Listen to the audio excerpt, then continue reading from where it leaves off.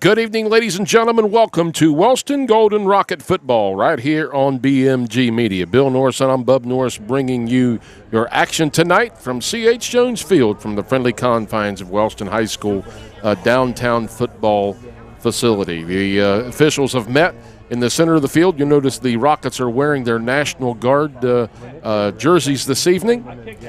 And I believe the Alexander Spartans have won the toss, and they have chosen to kick and defer to the second half. So, Bill, tonight, Rockets come in here on an 0-4 record. The Alexander Spartans, I believe, are 1-3 themselves with one win, maybe two. I'm not sure about that. Would have to check the stats on that. But they won very convincingly last week over the Athens Bulldogs by the score of 30-0. So the Rockets have an opportunity tonight, Bill, to get in that W column, and hopefully we can see a lot more improvement this week than what we have seen in the past. Yeah, we didn't go and we didn't see that game last week. We haven't talked to folks who were there, but just from what we've seen on the field tonight, we can get an idea about maybe what happened after watching Alexander's quarterback throw the football. He obviously he can chuck it down the field pretty good. He was throwing him 50 yards in the air with no trouble whatsoever. Tonight, Bill, the Rockets have got to pick up the pieces from this season and hope to get in the win column tonight. Again, a very, very winnable game if they can execute and do things and just make improvements on what they have beginning of the year. The Rockets match up very well against the Spartans tonight. Both teams have about the same numbers of kids on the field. We look actually. I know you don't win by you got to lace them up and play the game, but physicality wise, I think the Rockets maybe have that edge tonight. They just might. And one of the key words you said was improvement. What can they do different this week that they didn't do last week? Are they going to improve on their tackling? Are they going to improve on the intensity, which is one of the things that I'd like to see is when those boys grab that football to head down the field. You know me. That's a pet peeve of yours, right? It just something just grinds me. And we were talking earlier, just from doing the announcing. A few hours before the game, I'll start getting an upset stomach. I'm getting the pregame jitters, and I'm not even getting on the field.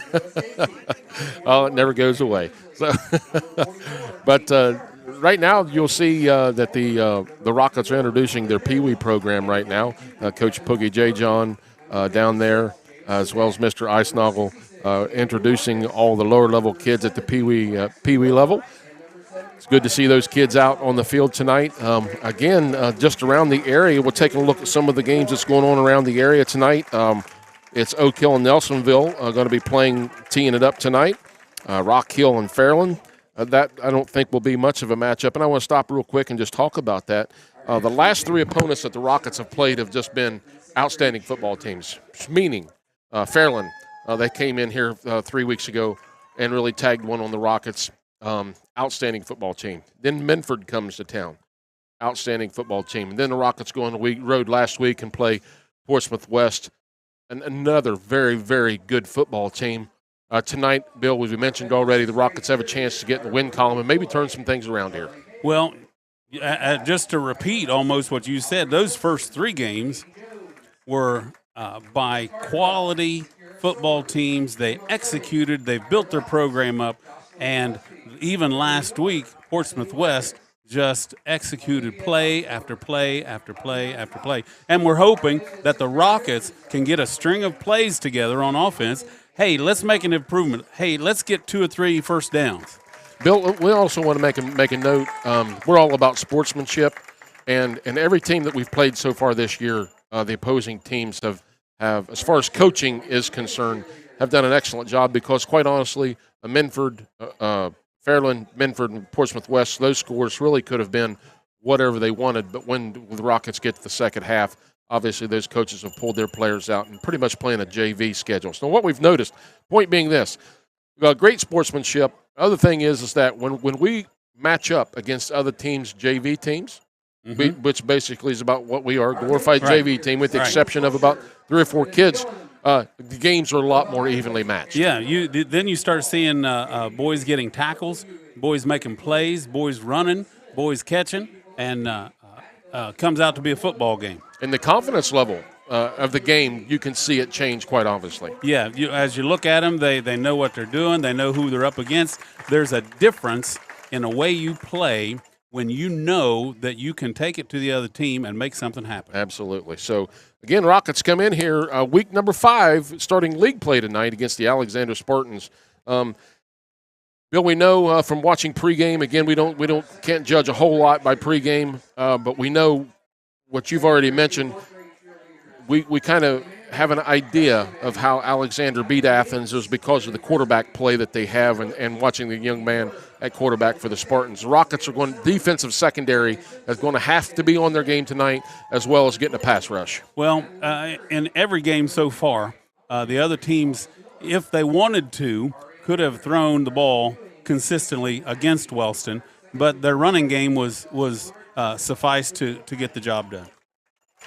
Again, you're listening to Golden Rocket Football right here on BMG Media. Bill Norris and I'm Bub Norris bringing you your action tonight. As you see what's going on the field right now, it's the lower level football teams that's being announced. You have the varsity football team in the Pee Wee League, and then now you'll see the lower level, the JV team, marching out as well. And this is great for these young kids to be able to step out on a field on a Friday night and be recognized. Kind of gets them a little bit in the flow of things. Oh, there's nothing greater. I don't care if you are 8, 9, 10 years old, all the way up to high school and graduating. When you go under the lights and the shadows are going across the field now, that's a big deal. There's something about it. It's kind of like the clash of the Titans, so to speak. So we're about 7.5 minutes away from opening kickoff here tonight. It's, again, the Golden Rockets and the Alexander Spartans teeing it up here. Golden Rockets will be wearing their National Guard uniforms this evening, their jerseys, as we get ready to get play underway here in just a minute. Looks like we've got the National Guard tunnel for the boys to run under also. We do. And, Bill, for real quick, we'll let you go ahead and read down the Spartans lineup this evening, and then we'll announce the Rockets here in just a moment. Here we go. Number 1, Jordan Schultz. Number 2, Alexander Bateman. Number 4, Andrew Wheeler. Number 8, Dylan Allison. Number 9, Nolan Jenkins. Number 10, Logan Jenkins. Number 11, Brody Montgomery. Number 12, Colin Schaefer. Number 16, Wyatt Layton. Number 17, Dorian Richardson. Number 18, Alexander Jeffrey. Number 20, Roman Garina. Number 22, Michael McKibben. Number 24, Samuel Ohms. Number 32, Logan Warner. Number 39, Jager Kane. Boy, that's a name. I'd even like announcing that one on the air. Number 50, Hunter King. Number 51, Harry Love. Number 53, Nicholas Jones. Number 55, Aiden Ross. Number 58, Trevor Sweeney. Number 59, Connor Barnhouse. Number 67, Christopher Wimberly. Number 69, Wally Meek. Number 71, Derek Mace. Number 73, Adam Eblin. Number 74, Gib Gamble. Number 75, Nathaniel Graves. 77, Trenton Mace.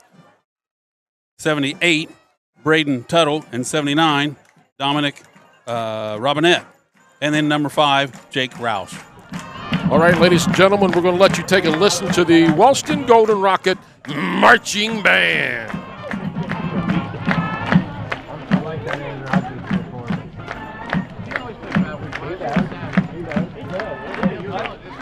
I've got him in a keeper league, and he does the same thing to me last week.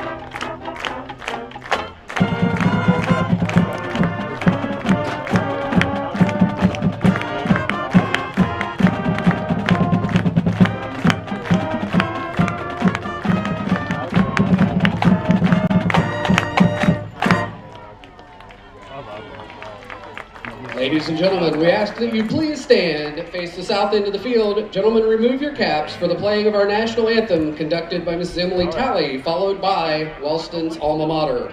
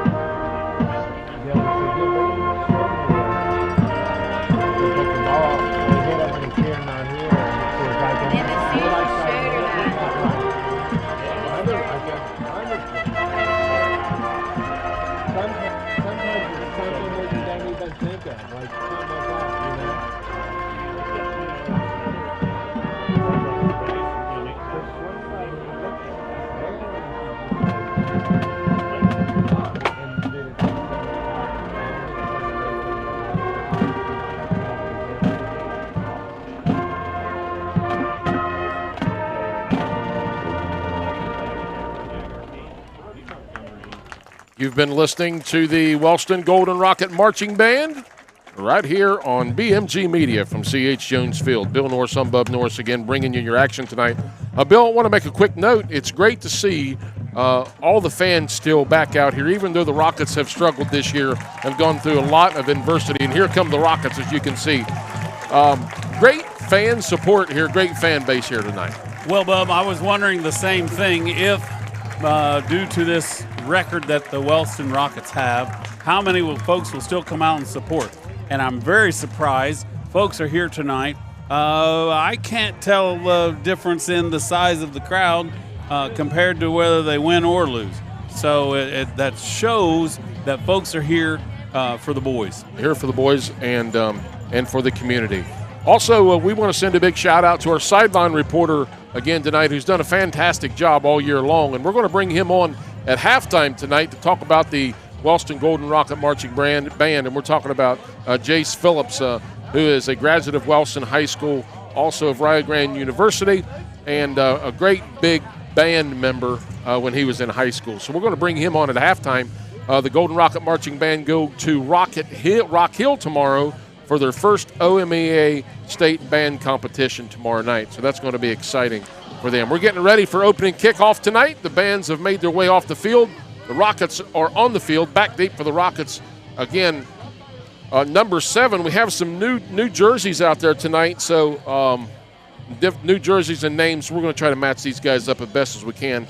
Again, the one guy, Bill, we've talked about so much already this year, number 11 tonight, but normally number 22 in your program is Brenton Breach, and does a pretty good job returning kicks, although you'd like to see him get north and south a little bit more. I tell you what, if someone would talk to him about what I'm talking about in the press box, get to him during the week and say, listen, when you grab that football, I want you to head down that field. You don't stop for nobody. You don't. I'd like to see him run over somebody. Yeah, so here we go. Spartans approach the ball, going to do an end-over-end kick. Breach is going to take it at about the 10-yard line. He's going to do just that, Bill. Makes his way up the center of the field, gets out some good yardage, brings it all the way out to about the 36-yard line. Yeah, I'm very pleased there. He got the ball, headed straight up the field. No sidestepping, no let me tiptoe here, tiptoe there, pick a hole. You'll gain more yardage if you just put your head down and go. All right, both teams very evenly matched up size-wise. We're talking about the Rockets and the Spartans here. We just got football action underway here on this Football Friday night. Rockets take their signal in from Coach Polson from the sideline. Going to put Johnny Scott at shotgun, and number 8 to his right, that's Seth Lambert. Scott clapping his hands, takes a snap, throws it out, quick pass out to Breach up the sideline. Bill, we've been looking for that. He's still on his feet, gains a first down for the Rockets. That is a great play right there. We have called for that for the last 3 or 4 weeks. Maybe someone was watching the program. You think. They're going to mark him just short of the first down. The quarterback got the ball. He immediately turned, threw it to the sideline, and our man was there. Got it out in the flats. They're going to go ahead and give us the first down. 1st and 10 for the Rockets, brings it out to the 47-yard line. Scott at shotgun, again with Lambert to his left. Lambert, only a sophomore, takes a snap. Going to hand off to Lambert over the right side, picks his hole, tries to get a gain maybe of 1 on the play. Spartans snuffed that run play out there, Bill. Yeah, what a lot of people don't know is you've got to run 3 or 4 yards before you even get to the line of scrimmage. So what may look like, oh, he got 4 or 5 yards, only turns out to be 1 or 2. So let's hopefully the Rocket offensive line can do some special things tonight and get that surge that we've talked about the last 3 or 4 weeks. Scott puts Thompson in motion to the right. Long count, takes a snap. He's going to keep it. No one touches number 42 right up the middle, and we've got a flag on the play. Number 42 for the Spartans is Isaac Waller. Again, he just shot the gap completely untouched. Yeah, linebacker. He eased up to the line of scrimmage, and I'm not sure what happened to our guard, if they were pulling or whatever, but if you got a man right over top of you, you got to take care of that man. Holding is the call against the Rockets. They're going to decline it. It's going to bring up 3rd down. Loss of about 6 on the play.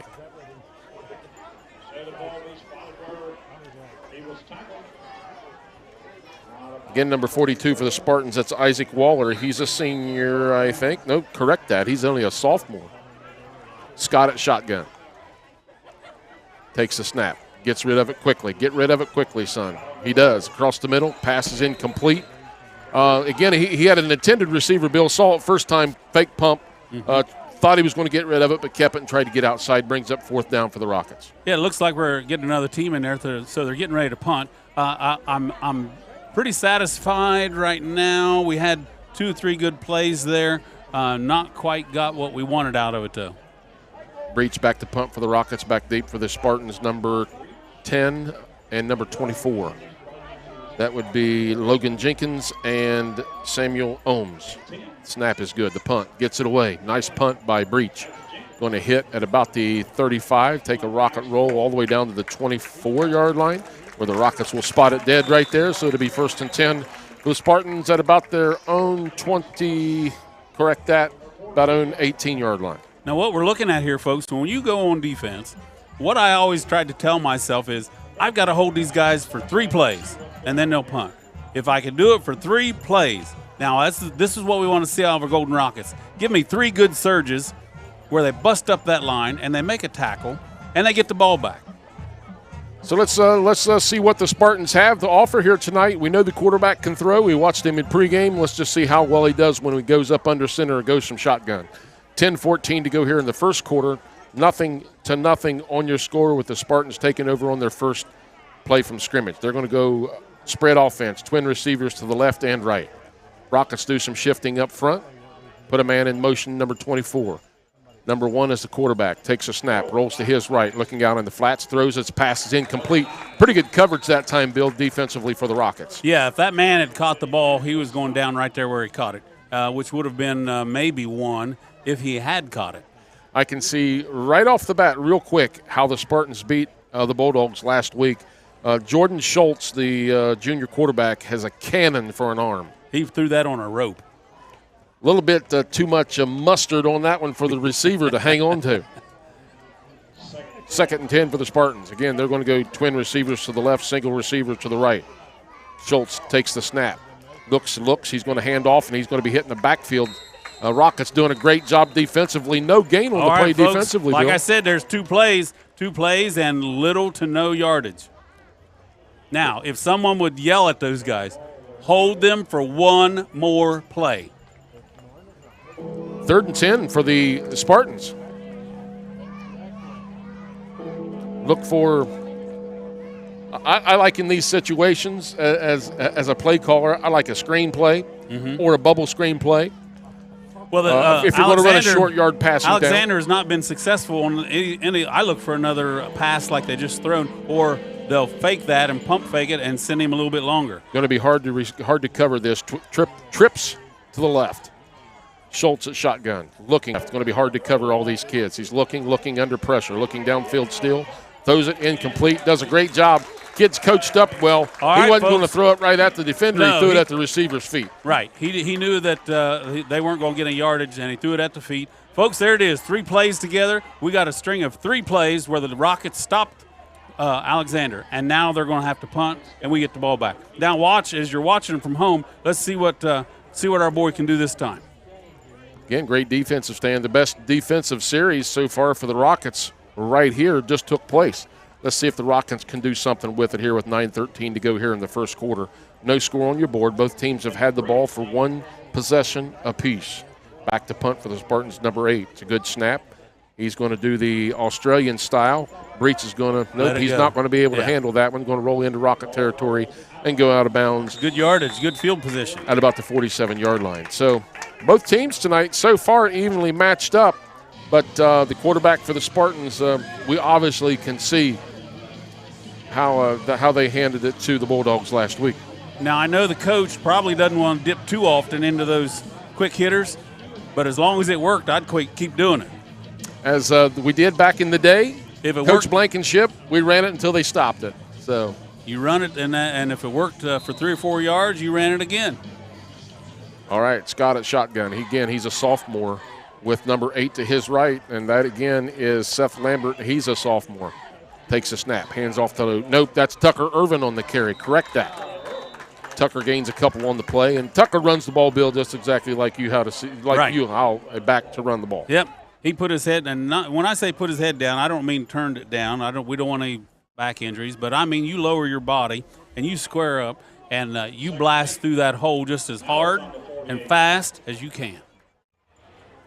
2nd and 8 for the Rockets. Ball on their own 48-yard line. Again, Scott at shotgun with Irvin to his right.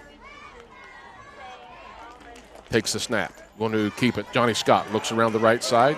Tries to get outside. Breaks a couple tackles. Still on his feet. Gets close enough for a Rocket first down. That's what it looks like. Breaks a couple tackles, and he does pick up the first down. Yeah. Now, that play, I didn't think it was going to – he got out just outside of the man, just far enough to get around that corner. I thought they were going to catch him at first. A little bit of a slow developing play for the Rockets on that one, but Scott able to stiff arm the Spartan player, defender, and, well, they're going to mark him just short of the first down. If I'm the coach, I'm screaming for a measurement. Yeah, they're going to give it to us. Headline judge signaled from this side. Yep, boys, it's a first down. Move the stakes. So 1st and 10 for the Rockets. Inside Spartan territory now. You've got to love the success so far Wellston's had. Johnny Scott at shotgun. Takes the snap. A little bit high looking. He's under heavy pressure once again. He's going to tuck it and go around the right side, pick up maybe a yard on the play. Again, Bill, that interior line play is so crucial for the Rockets. Well, the high snap, now it doesn't look like it would take time off of the clock, but that little, when you have to jump up in the air, as soon as your feet hit the ground again, now you can run the play. So that takes up some time. It's a timing issue. Where you could be rolling on out to throw the ball. 7:40 to go here in the first quarter. No score on your board. Rockets inside Spartan territory. 2nd down and 8. Takes the snap. Going to hand off to Tucker Irvin around the left side. He gets it upfield, takes a nice run, and again, Bill runs the ball north and south. Absolutely. Now he folks, when you're running that ball, and he had some daylight, he knew he was going to get hit, and as soon as he started to get hit, or before he got hit, he lowered that shoulder down, made himself like a ball coming out of a bullet, and Bill, he went head first. Bill, let's put our coaching caps on. Are the Rockets here in 4-down territory? Third down and about 4. Yeah. So it could be 4-down territory for the Rockets. Scott takes a snap, and again, disastrous play over his head. They're back to the 40 of the Spartans. Scott running for his life, and he's going to be brought down all the way back to the 27-yard line. Now, folks, when they tell you get a bad snap that you jump on it, that's what he should have done right there, because he tried to pick it up and run and ended up losing about 15 more yards. Now, as we said earlier, not even in this game, even before, the Rockets have got to put some things together so that they don't beat themselves. And that's a beat-yourself play right there. Brings up 4th down and a long way. Yeah, whole long way, about half the field. Snap is good. Breach with the punt. Gets it away. Going to be an end-over-end punt. Going to hit it about the 43. And Clarkson going to chase it down inside Spartan territory to about the 33, where the Spartans again. Rockets had a golden opportunity there. Bill just couldn't cash in on it. Just could not cash in. The snaps, they were just a little high, then they got a little higher, and then that one that went over our quarterback's head. 5:57 to go here in the first one. We have an official's timeout on the field to water the boys. So 5:57 to go here in the first quarter. No score on the board. The Spartans getting ready to take over on their second possession. We'll try to get some scores and updates for you from around Southeast Ohio here tonight. A lot of football, obviously. It's Football Friday night. Try to get some scores and updates for you here in just a second. It's Vinton County 7, Athens 0 in the first quarter. Jackson 0, Withersburg 0. Ironton 14, South Point 0 in the first quarter. Gallia Academy 6, Portsmouth 0. Fairland 0, Rock Hill 0, Oak Hill 0, Nelsonville 0. Warren 0, Fort Fry 0. So a lot of zeros and goose eggs on the board right now, but that's early here on a Football Friday night. We'll try to keep you posted on scores. Not to forget, we need to throw out the name BMG Media, Michael Gray, taking care of business, putting us on the air. For you folks at home can watch this game. 5:57 to go here in the first quarter. Alexander Spartans getting ready to take their second possession of the night. Again, with an outstanding quarterback, Jordan Schultz for the Spartans. He's only a junior, throws the ball extremely well. Let's see if the Rockets can make another stand. Takes a snap, going to counter back, and a great play by the inside Tucker Irvin with a monster stop right in the gap. Would come away with it, but I guess the Spartans are going to retain possession. Now, folks, if you watch that play, you've seen that the running back hit that hole, and that man was there to meet him head up and got the ball from him. What a difference, Bill, just a few players makes on your team.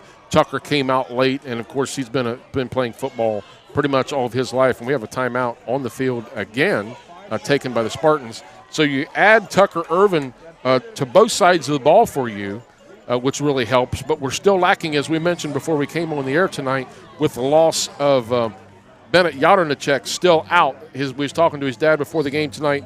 May get cleared to play within the next couple of weeks. Yeah, that we were talking to him even earlier last week, and he was kind of under the understanding that he might get back for that last game, and maybe that wouldn't be the best time to try to come back. And then out again. But we should have said he's our defensive end, and one of them. And one of the issues that Wellston's had is the ball keeps getting outside on us. And if Alexander finds that out, we may be in trouble tonight. Again, Bodie Kemp out again this evening. He was injured the first game of the year down at Oak Hill. Came back last week against Portsmouth West, re-injured that same leg. He is out. The doctors have wanted him to sit out for the remaining part of this season, but he's not going to. If he's ready to go next week, he's going to try it. So it's 2nd and 10 for the Spartans. Twin receivers to the right, puts a man in motion to the left. Schultz takes a snap, drops back 3 steps, looking down the flats, he's under pressure, and he's going to be sacked in the backfield. That's what I like to see right there out of a defense. They kept pushing, and the quarterback wouldn't move, and he went down.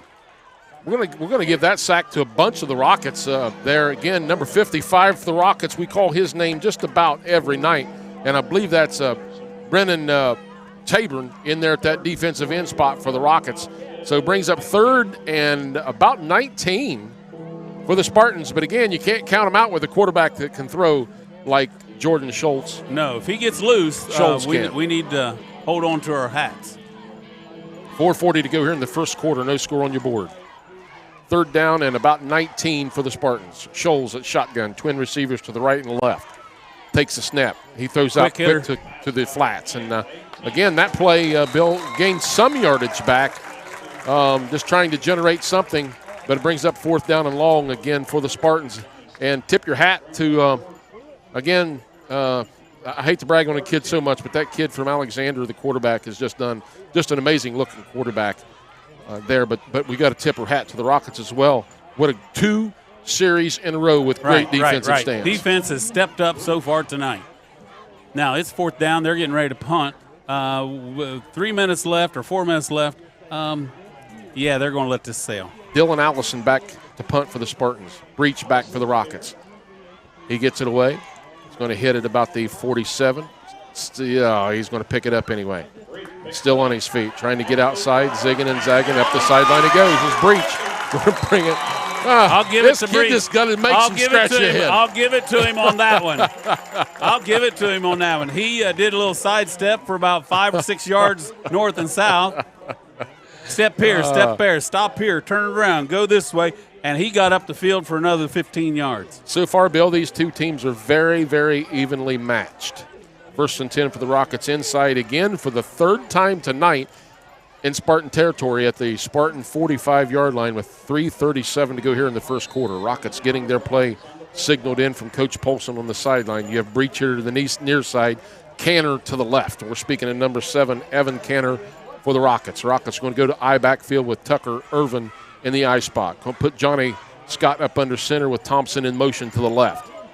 Takes a snap. Going to hand off to Irvin over the right side. Hit at the back of the field and backfield, and he gains 5. That was he was sliding through there. He was running hard. I saw him turn his hips sideways as he was falling, and he fell forward, which as a running back, if you're going to fall, you might as well fall in the right direction. Yeah, we thought he gained more on the play than that, but give him a gain of about 3. 3:15 to go here in the quarter. First quarter speaking. Again, Rockets going to stick in that I formation. I backfield, single I backfield. Scott up under center once again so we can get the snap. Takes a snap, hands off to Irvin over the right side, hitting the backfield, puts his head down, give him a gain of maybe a couple more on the play. Now we're getting a little bit of surge out of that line now, and I think they're getting a little confidence on what they can do against Alexander. But being 3rd down and about 5, about right there in the middle, I'm still looking I'd like to see one of those quick hitters again. See if the Rockets can get a surge here, 3rd and 5. 2:35 to go in the first quarter. No score on your board. Scott up under shotgun once again for the Rockets. Handoff. Going to bootleg it, roll to his right. Looks out in the flats. He throws it downfield. Going to had a man. Let's see if Coach Polson, what he decides to do here, Bill. It's 3rd and 5, ball on the Spartan 40-yard line. Let's see if we punt it away to try to pin him deep, or is Coach Polson going to take a chance and go for it here? It depends on whether you're trusting your defense tonight. So far, they've shut Alexander down, 3 times now? Rockets going to go for it, appears like. Not a bad call. With all things considered, not a bad play call here by Coach Polson, in my opinion. 2:22 to go in the first quarter. 4th and 5 for the Rockets. Let's see what we have up our sleeve. Again, the Spartans are going to bring everybody, and they do. Middle screen, caught by Irvin. He's going to have enough for a first down. Get up there, son. He does. It's a first down for the Rockets. What a great play by Coach Polson. Great screen play. Our man got hit at the line of scrimmage. He took the hit. He bounced back about 2 yards and headed north and south again and picked up the first down. What a great play. What a great catch by Tucker Irvin on that one as well, the senior running back for the Rockets. Johnny Scott doing a great job selling that play and able to make the dump. Rockets get it down inside to the 33-yard line. And 2 minutes to go. Folks, you want to know something that feels good is when you hit that defender and you get bounced back and you're still on your feet and you head north and south again and pick up the yardage that he should have stopped you on. 1st and 10 for the Rockets. Scott at shotgun. Takes the snap. He's going to play action and roll to his right. Keep it, son. Keep it. Throws it out in the flats. Again, we were always taught, and it's always good, a quarterback always has to look down the field, keep his head and eyes downfield. But if you get outside that defensive end and there is no one there, you tuck that baby and run. Right. Minute 40 to go here in the first quarter. No score on your board. Rockets inside Spartan territory again for the 3rd time tonight. Ball on the Spartan 33-yard line. Again, Bill, so far tonight, these two teams very evenly matched. Hey, I'm looking at some good football here tonight. Folks, if you're at home watching, call your neighbor, call your friend, call your family, get them on Facebook, turn into BMG Media, and watch this game. Shotgun, takes a snap. Going to throw it out in the flats. Again, that's going to be incomplete. But, again, when we talked about it, Bill, if you don't have a clean snap, that throws your timing completely off. It is off. You think, well, it can't be less than a second. Well, less than a second, another guy's got that extra step that you weren't figuring he had. Minute 37 to go in the first quarter. No score on your board. 3rd down, I say we go for one. Send one downfield.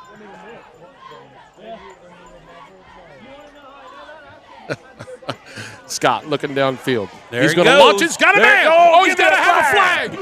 Oh, thank you. Yes, I'm sorry, folks. Sorry, folks. We get excited up here, too. We're watching this game. We're Wellston supporters, and we saw our man get pushed in the back they couldn't catch the ball. And that's what you do as a coach. You teach your defender to do that. If you get beat, you grab him, push him, whatever, and that's exactly what happened on that play. Because he sure enough would have caught that one. Should be a 15-yard penalty. Take him down, take the Rockets down to about the 17-yard line. Oh, can you smell it now? It's going to be exciting to see if the Rockets can score against a varsity unit, no disrespect, but against a varsity unit, what this is going to do to their confidence level. Absolutely. Their attitudes already have changed on the field. Scott under center. Going to roll to his left. He's looking upfield, tries to get outside. He does. Still on his feet. Get out of bounds, son. He does. So, good broken play. Here is we have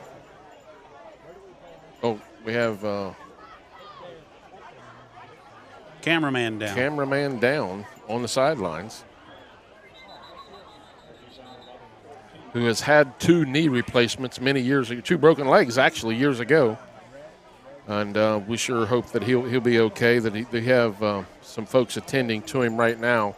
They're going to hold the game up here for just a minute with 1:26 to go here in the first quarter. Bub, tell us about that broken play, that last play there. Okay, the broken play, what happened was when Johnny Scott took the snap, he was looking for a quick hit outside. Again, that's a timing issue, the snap quarterback timing issue. If you don't get that, then it throws everything off, and then that leaves the quarterback having to roam around on his own doing the best that he can. It's a good sign seeing the sideline reporter up, and that is Todd Cumpston. We'll go ahead and mention his name now. Got rolled on the sideline by one of the players from Alexander, but he's up on his feet and appears to be okay, and that's a great sign. 1:26 to go. Bill, here's something that, as an offensive player, offensive-minded, we kind of think that we maybe are a little bit. Maybe do a quarterback draw or something of that nature, a quarterback sneak, because there's nobody over center from what I've seen the last couple plays. Yeah, even if the quarterback were to get up under the center and tell him to veer left or veer right. You either pat him on what hip I'm going off of, and yep. That's what we're doing. Let's see what lineup. And now the Spartans come out with a different formation on defense. Looks like they're going to go to a 4-4. Still nobody over center. I'm quarterback sneaking and following my center right to the goal line. Let's do it, boys. Nope, going to hand off to Irvin over the right side. Tucker's still on his feet, breaking a couple tackles down to about the 6-yard line. Hey, if your own man is in the way, our own man got hit there, but if he's in the way, you got to go. Rockets pick up another first down. again, what a confidence booster this could be for the Rockets if they could pick up a touchdown right here. They're in the red one of my zone. buddies, Brett Gray, is listening to us tonight all the way out in Nevada, I understand. I know you can't be watching me because I have a hat on tonight. You said my hair looks good, so you can't see my hair. But kudos going out to you. Thanks for listening to us out in Nevada. Johnny Scott going for the shotgun. Tucker Irvin right behind him. Takes a snap, and again, handoff up the middle. Irvin staying on his feet and driving the pile. Not so sure at this point, Bill, I don't go back up under center and stay there until we score. Yeah. Well, what we see there is that snap was high. The running back has to wait just a fraction of a second before he gets the ball because the quarterback's got to hit the ground. Let's see if the Rockets stay in shotgun or go up under center.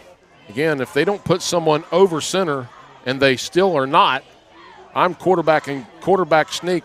Oh, come on. We need to go right up under center, fellas, to avoid this snap. 21 seconds to go. Rockets take the snap. Handoff to Breach over the right side. He's going to lose a couple on the play. Now, here's my thought. Okay, you've been going up the middle. You've been hitting the 2, 4, and the 1 and 3 hole. If that gets you success, keep doing it. That's going to do it, Bill, for the end of the first quarter here tonight. It's a really good football game. As Bill's already mentioned, if you have friends that are out and about, have them tune into Facebook and watch this game tonight right here live on BMG Media. Rockets 0, Spartans 0, but we're going to march it to the other end of the field. Again, we want to send a shout out tonight to the Wellston Golden Rocket Marching Band. Tomorrow they go to Rock Hill for their first OMEA band competition of the year. From my understanding, they have improved immensely from the start of this season to now. And Jace Phillips will be up here at halftime to tell us all about that. He was a terrific band member when he marched for the Rockets, and he's going to be up here at halftime telling us all about the Wellston Golden Rocket Marching Band. But right now, it's the Rockets and the Spartans. I'm going to say Rockets are ahead 0-0. This is a moral victory for the Rockets. Confidence is boosted out on the field. Folks are going around like they know something. And let's see what this happens in this quarter. I'm thinking and hoping that the Rockets will at least get two TDs. Going to lose on the play. 3rd down and 8 for the Rockets. Ball on the 8-yard line. And we're Let's having see if I good don't success. send. We're having good success running too. Put him up under center, and we do. Let's keep him there. Play action pass to, let's see what happens. There's my quarterback sneak that I've called for. Yeah, he gets some decent yardage, give him a gain of about 3 on that play. Gets it all the way down to about the 2. So 4th down, we're going for it, boys. Let's go, Coach. Put him up under center. Let's do a play action pass to Breach in the corner of the end zone. Let's see if we can call it from here. Yeah. One of them boys that or maybe a bootleg pass. If you got a boy that can do a good fake, that works wonders. Rockets are going to go with a double I backfield. Thompson at fullback, Tucker at tailback, Scott up under center. I'm calling Thompson Takes blocking, a snap. and there he goes. Bootleg pass is what we called. Get it to him, son. Get it to him. Ah! I'm sorry, folks. Got a little excited. No, he was in the end zone. 11-13. And it went through his hands. All right, folks, we are getting some plays here. What I mean by there's plays that are getting executed. Boy, they're just not quite there. Again, from experience factor, Bill, from the Rockets of not being in this position yet as a young group of players, not having that winning and instinct. They need to go ahead and get that red zone attitude, like nothing's going to stop us from getting in that pay dirt. Again, a perfect opportunity, and again, he'll learn this as he goes. Johnny Scott, when you turn that corner at a bootleg play and there's no defender in front of you, you tuck that baby and get to the end zone. Defense has got a crunch right here. Spartans at shotgun. Scholes takes a snap. He's going to throw the quick route in the flats. He's got his man. Again, to fumble on the play. Rockets recover. Let's see if they give it to the Rockets. I don't see a flag. I think they are. Rockets knock it loose. Rockets recover and stay Now, Alexander. close to the red zone. Alexander had one of those quick hitting plays that if the man catches it, he can zoom right inside and head up the field. And our Rockets punched him, and the ball pops out. Hard play to defend, and that's what I was hoping we would have ran the last series down in the end zone, because breach is hard to cover. If Right. the Rockets can have one-on-one coverage with him, he is hard to cover one-on-one. And you can see the Spartans, they cheat a D-back over so they can double cover breach on the near side here, as you can see. That leaves Canner open on the other side. Scott's going to go back to shotgun, puts Thompson in motion to the left. And as you can hear the crowd, Johnny Turn it Scott, up, turn it look up, down, turn keep it your eyes up. down the field, son. Keep your eyes downfield. Oh, there's a late hit, guys. If we can't get the snap, we're going to have to go under center to avoid this. We can't. We're going backwards instead of forwards, and if we have to put them up under center to get the snaps, we're going to have to do that. Loss of about 20, or loss of 10 on the play. Yeah, you cannot do things that are going to kill your confidence on offense.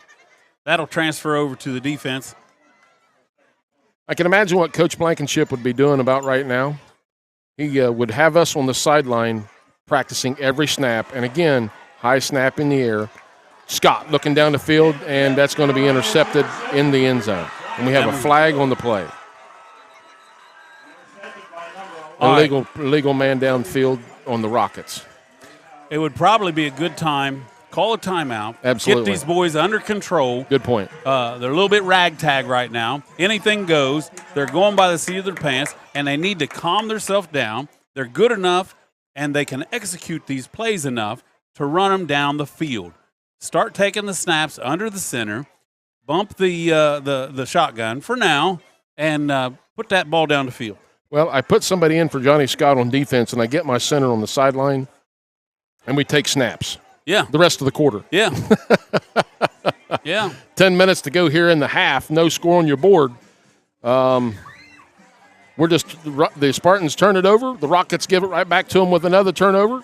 Bring it out to the 20-yard line, and 1st and 10.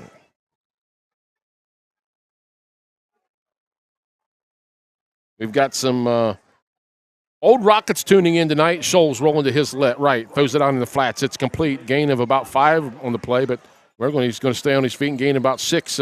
Good to hear from Derek Wallace, old Rocket football punter for the Rockets.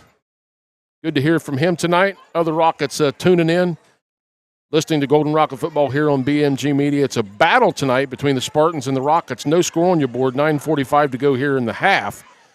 But, Bill, again, the quarterback for the Spartans is their do-it-all guy.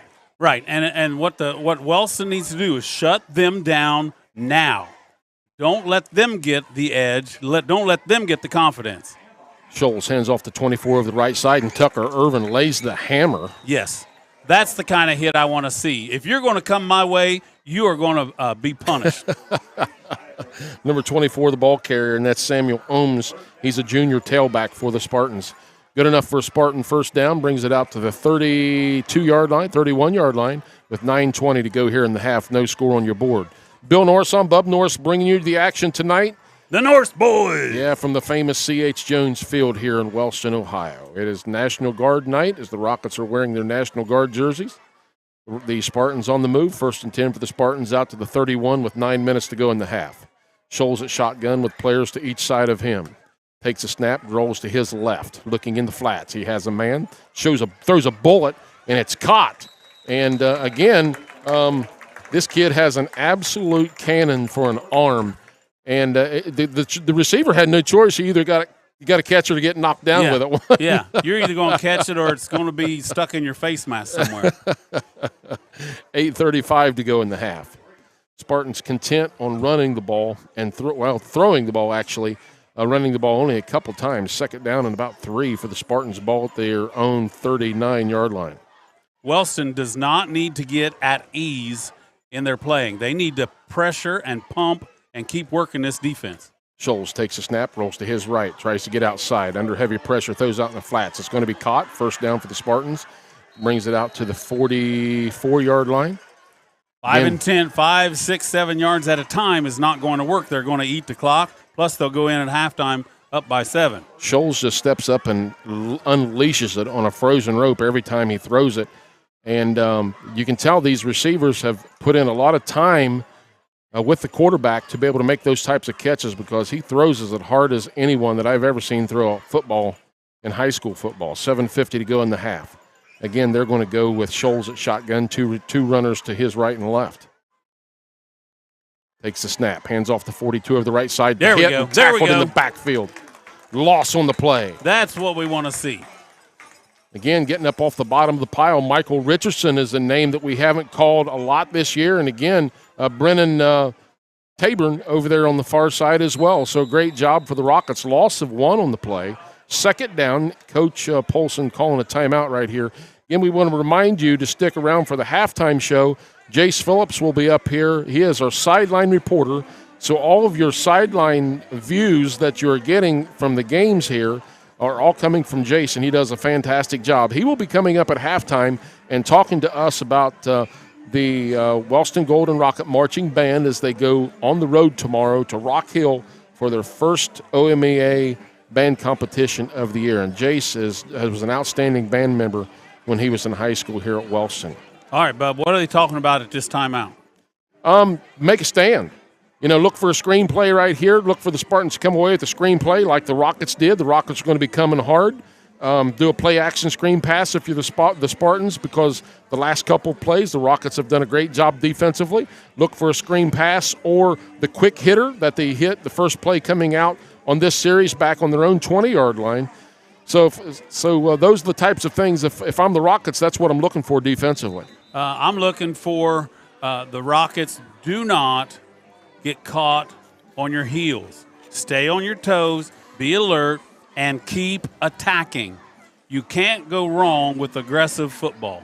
Bend but don't break right here. Make it 3rd and long. It's 2nd down and 12 right now, but let's make it 3rd and long and force the Spartans to create something on offense. Rockets doing some shifting up front. Scholes drops back, throws it across the middle to his man. Oh, no. I tell you what, that was an outstanding throw, but a great defensive play by the freshman. Right. Number 3, I believe that's Clarkson in there defensively for the Rockets. All right. The Rockets are in a good position right now.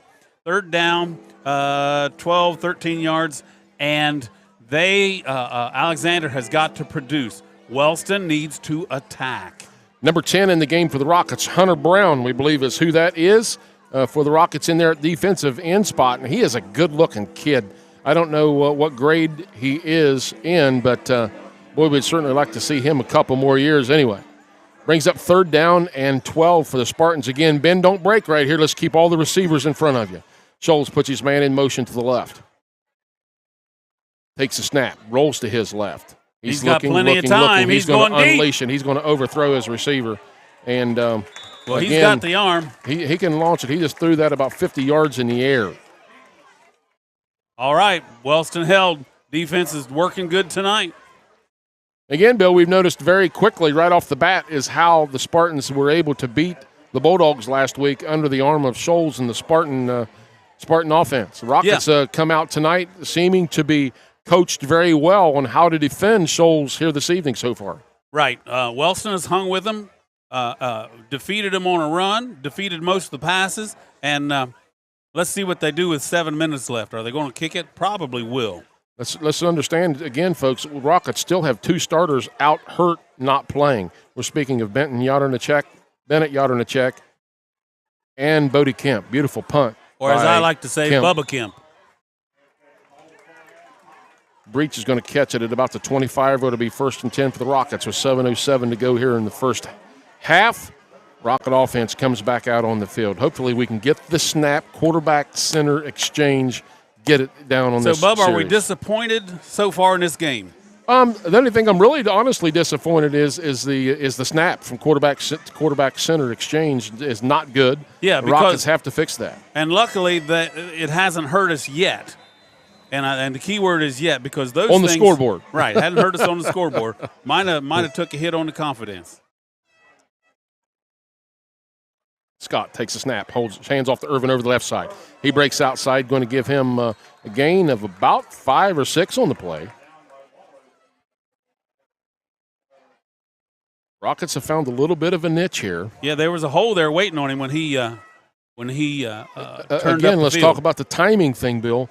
The hole was there. It could have been possibly a little better had we get that snap down better and not throw the timing off on that play. Yeah, snap was just a little bit high. 6:35 to go here in the half. No score on your board. Scott at shotguns, put Thompson in motion to the left. Takes a snap. High once again. Going to throw out into the flats, and I'm glad to see that as an incomplete pass because it was going nowhere. Now what the Rockets may do is set that play up, fake pump on that, and send him down the field. Breach on a streak if we can get the snap.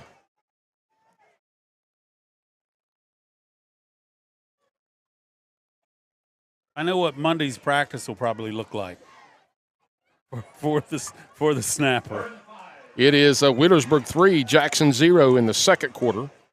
It's still 7-0 Vinton County over Athens in the first quarter, the last update. Scott rolling to his right under heavy pressure, looking downfield. He throws, has it complete to Thompson, and that's going to be get it up to about the 32-yard line. Brings up fourth down and definite punting situation. Ironton 35, South Point 0. Nelsonville 7, Oak Hill 0. That's in the second quarter. That'll kind of give you an indication and a marker as to what the Rockets are going to be faced with here. Adena 6, Paint Valley 19, Menford 14, East Clinton 0. Valley 7, Northwest 0. So a lot of great football going around Southern Ohio here tonight. Breach back to punt for the Rockets. Snap is low this time.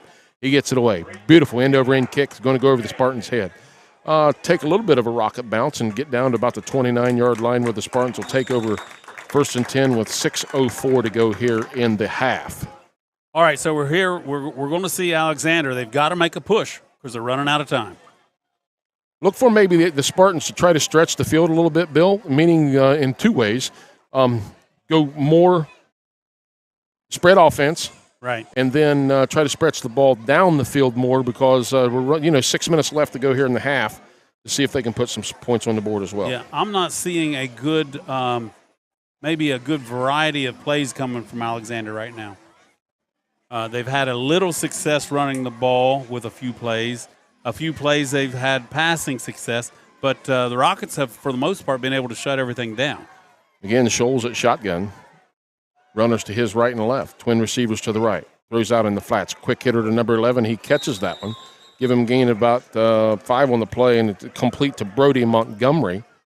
Again, you have Clarkson in there playing some defense as a freshman for the Rockets. And again, you see here Alexander doing the same thing that we're wanting Wellston to do, hit those quick hitters, and picks up, 7 yards on a play. And all the boy did was run from the outside, took a route toward the inside, caught the ball, got tackled. But that's all he needs. Yep. 7 yards is a great play. So Clarkson playing some of that outside linebacker spot for the Rockets. Inside linebackers 54 for the Rockets. And, again, that's Hunter Collins in there. Scholes rolling to his left. He throws it out in the flats, and he was under heavy pressure and not able to – actually gets it away, but he has to throw it short. Brings up 3rd down and 3 for the Spartans. If I'm the Spartans right here, I might pull a playbook from the Rockets playbook and maybe go shotgun and maybe do a sneak here or something, quarterback draw on this play just to try to pick up the 1st down. Do something different because that's what they're trying to do. They're trying to get the ball down the field quickly, and they're using the pass, and you have to mix it up just to keep the defense guessing. 5:16 to go in the half. No score on your board. Scholes at shotgun. They're going trips. Twips, we shrible to the web. Easy for you to say, right? Yeah. Takes a snap. There's that quarterback draw we were talking about. And he's going to pick up a 1st down. Yeah. We just called that play for the Spartans, didn't we? Maybe somebody overheard me. Well, everybody was looking to the outside for a pass, and they had the fellows out there to get the pass and the quarterback do the quarterback screen. Spartans with the ball, 5 minutes to go in the half. They're still on their end of the field, 42-yard line, 1st and 10 for the Spartans.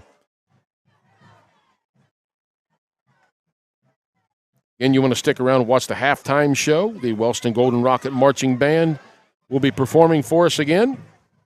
Scholes at shotgun. Drops back 3 steps, sets in the pocket, launches it across the middle, wide open. Oh, and he missed it. Hit him right in the breadbasket. I saw his helmet turn right as the ball hit him in the chest, and he headed downfield before he had caught the ball. And Brenton Breach giving him a little bit of love, patting him on the helmet and saying, hey, nice hands, brother. It was 1 year ago today. The man, the myth, the legend, the J. Frizz at Alexander went down, broke his ankle, and was out for the rest of the season and had ankle surgery. And so, yeah, the J. Frizz, I know you're all on traveling here this evening. Be careful coming home. 4:38 to go here in the half. Spartans 2nd and 10. Ball in their own 42. Scholes at shotgun. Puts his man in motion to the left. Takes a snap. Drops back 3 steps, looking down in the flats. He wings it out. What a great catch. What a great throw. Going to be good enough for a Spartan first down. And, again, he just unleashes it. Right.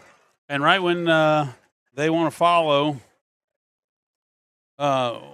Isaac Walter, number 42, he's kind of been one of their key guys that they're either running or passing to. He comes to the sideline, and everybody starts keying on him, and they throw the ball to the other side.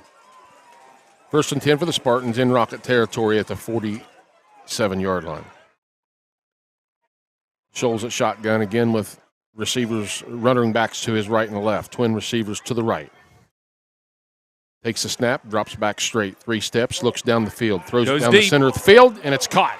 And that's how they beat Athens last week. Right goes into the there. end zone. Number 10 on the reception, Logan Jenkins, touchdown for the Spartans with 3:58 to go in the half. Their receiver just outran our guy, and the quarterback laid a big fluffy pass up there for him to run under. Again, there's a couple things on that play, Bill. If we don't have a pass rush to keep the quarterback from setting up like that in the pocket, they'll pick you apart all the time if you don't get a rush on him and make him move in the pocket. And the Rockets, the last couple plays, were not able to do that. You have to have pressure on that quarterback all the time, and you can only do it by that surge that we've been talking about. Number 8 on the kick for the Spartans. That's Dylan Allison. He's a senior, and he was booting him from 45 in the pregame. Snap is good. The kick is up. It is off to the left, I believe. Nope, they're going to give it to him. All right, inside the goal post, looked like it went left. 3:58 to go in the half. It's the Spartans 7, Rockets 0. And again, Scholes having all kind of time in the pocket. The Rockets are going to have to, Bill, again, as we mentioned, get him off of his comfort zone back there and make him scramble and move in the pocket. Well, let's hope. Let's not hope. You've got to be talking to those boys right now. All right, you got to shake that off. You got beat, and the quarterback, you got a good quarterback, and you finally got one of their receivers to catch a ball, and he just ran under a big fluffy pass. Now let's turn around. We've got 4 minutes left. Let's run the ball down the field. Maybe we can get a good return right here and put Rockets in a good field position. It's Ironton 41, South Point 6. Vinton County still 7-0 unless someone has another update that's a little bit slow updating on our phone here. Still, that showing in the first quarter has to be second quarter action, I'm sure. But it was Vinton County 7, Athens 0 at the time. Adena 6, Paint Valley 19, Minford 21, East Clinton 0. Nelsonville 13, Oak Hill 0. Portsmouth 14, Gallipolis 6. That's a little bit of a surpriser. And then Valley 7, Northwest 0, Rock Hill 7, Fairland 13. That's a little bit of a surprise. I thought that might have been a little more of a score spread there. Again, we want to encourage you to stick around for the halftime show. Spartans approach the ball, kicks it, nice end-over-end kick. Breach is going to take it at about the 10. He's trying to pick his hole, stays on his feet. He's off to the races. Nobody's going to catch him. He's gone. One man to beat, then the sideline. Can we tie this thing up? Breach is going to the 5, to the 4, the 10. Touchdown! Rockets. Well, folks, right there, we're talking about running north and south. He hesitated just a little bit, found the hole, and as soon as he found the hole, he turned on what we call the Ethel. He turned it on, and he took off down the field. One man, the kicker, was there, and we had a blocker, ran past him for the TD. 79-yard kickoff return for a touchdown. Brenton Breach for the Rockets. Michael Weber. If that doesn't set your team back, nothing will. Alexander's got to be wondering what in the world just happened. 3:43 to go. We have to have a good snap and a good hold here. Scott on for the hold. Snap is good. The kick is up. Get up there, baby. Right down the middle. And we are all tied up at the Jones. All tied up at the Jones. 3:43 to go here in the half. Rockets 7, Spartans 7. Something happens psychologically when you work so hard, like Alexander did, to get that touchdown, to, on the very next play, have Wellston take that away from you. I'd hate to check your blood pressure about right now. My goodness gracious. I had my pill this morning.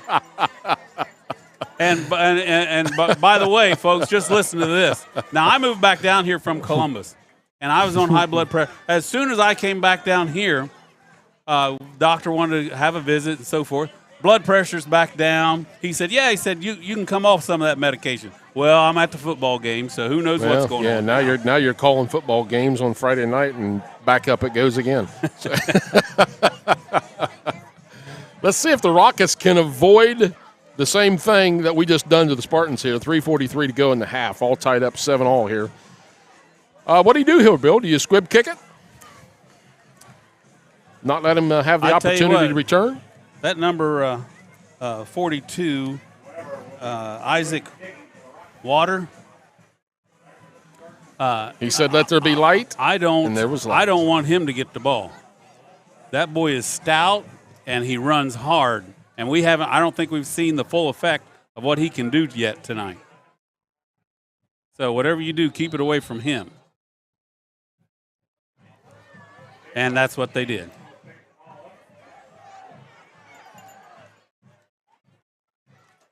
The Spartans looking to make something happen on the play. 3:37 left to go here in the half. It's the Rockets 7, the Spartans 7, all tied up here at the Jones. Now, folks, I'll give Breach a credit here. Now, we've said we'd like to see him do this, do that. Okay, great. On kickoffs and punt returns, you get some blocking, but, boy, I tell you what, when you see a hole and he was able to see the hole, cut through there, and run just as he was up the field in no time. That was a great individual effort. It's now Wittersburg 6, Jackson 0. Ironton 42, South Point 6. Scholes takes a snap, throws it quick out to the flats to his receiver, number 11. Wellston, and he's off to the races again. Wellston blitzing their quarterbacks and didn't have anybody covering the middle. Nelsonville 13, Oak Hill 7. Again, the Rockets have got to be able to get him off of that set position in the pocket and get him moving out of the pocket and make him roll out. He's way too comfortable setting back in the shotgun position. They get the ball in Rocket territory, 1st and 10 for the Spartans at the 48-yard line with 3:11 to go here in the half. Well, yeah, we're our defensive line is not getting that surge that they did before. I don't know if that's due to Alexander knowing how to block our guys better now than they did earlier, but the quarterback's got too much time. I may walk my corners up as well because we're giving him a 10-yard cushion right off the bat. There he goes. Going to overthrow him. Yep. Good coverage that time by Cantor on the play for the Rockets. Evan Cantor on the coverage. And their go-to guy, number 10, well, that's pretty easy to pick him out. Logan Jenkins, he's a junior for the Spartans. And he's no doubt the guy that Scholes looks for every time he rolls out of the pocket. Yeah, he was down the field. And if we hadn't had our guy playing center field and the pass was just laid up there for him to take. A lot of youth out there for the Rockets right now. Cantor's a junior. Clarkson is a freshman. Number 54, Hunter Collins, is a sophomore. So a lot of youth. Scholes at shotgun. Twin receivers to the left. Puts 10 in motion. Takes a snap. Going to hand it to him around the right side. Tries to get outside. Still on his feet. Going to gain about 4 on the play with 2:38 to go. Pretty good flow for the Rocket line and linebackers as they flowed to the left side of the field, or left side of the playing field anyway, and not much gain there. We want to shout out to BMG Media, Michael Gray, putting forth this effort to get this game online and streamed for folks to watch this evening. Flag on the play. Looks like they're moving the chains. That I didn't see the official call. Obviously, it was a personal foul, 15-yard penalty on someone for the Rockets. It must have been a late hit out of bounds, possibly. That play right there, that hurt.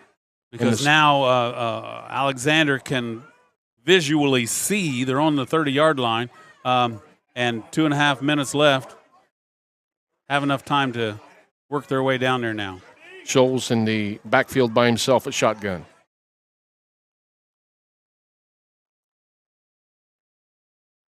Takes the snap, rolls to his right. Looking. He's under pressure. And they give him a catch on the far side of the field. Again, Scholes playing with such poise for a high school quarterback. Now there he had to hurry the throw, but boy, that was a nice catch on the part of the receiver. Only a junior. 2:18 to go in the half. Spartans with a gain of 5 on the play. Again, we spoke, Bill, there earlier, getting Scholes to move out of the pocket, get him out of his comfort zone just a little bit.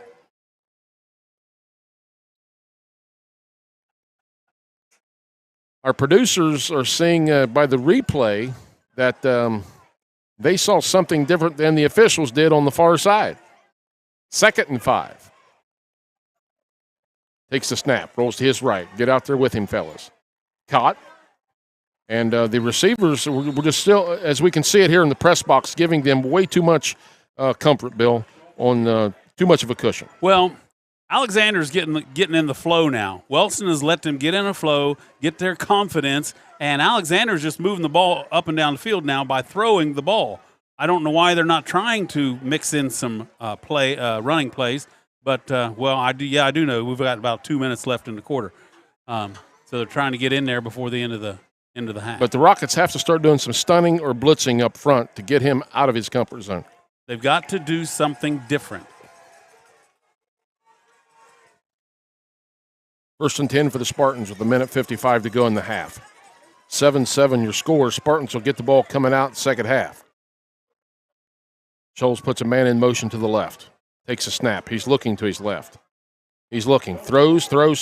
It had a receiver open, and that was number 10 again. His timing is just off for about half of these throws he's making. And, of course, it hits the boy in the hands, but it wasn't really catchable. 1:42 to go in the first half. 7-7 your score. Rockets and Spartans all tied up. Wellston, again, needs to pressure him. Those boys need to and maybe at this point, because they see that they've got some advantages here and they might be able to win this game, and they're going hard, they might be getting a little fatigued.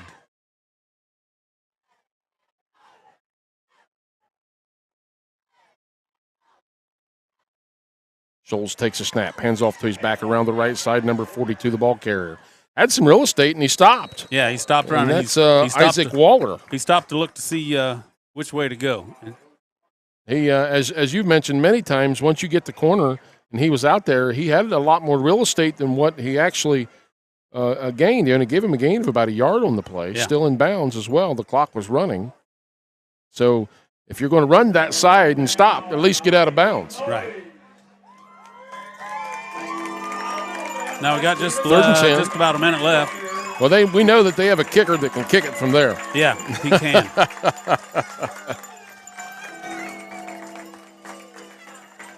3rd and 9, under a minute to play here in the half.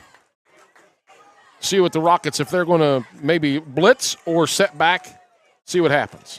Play action, throws it across the middle. Incomplete. Great defensive play by Brenton Breach. Yeah, Breach was all over that one.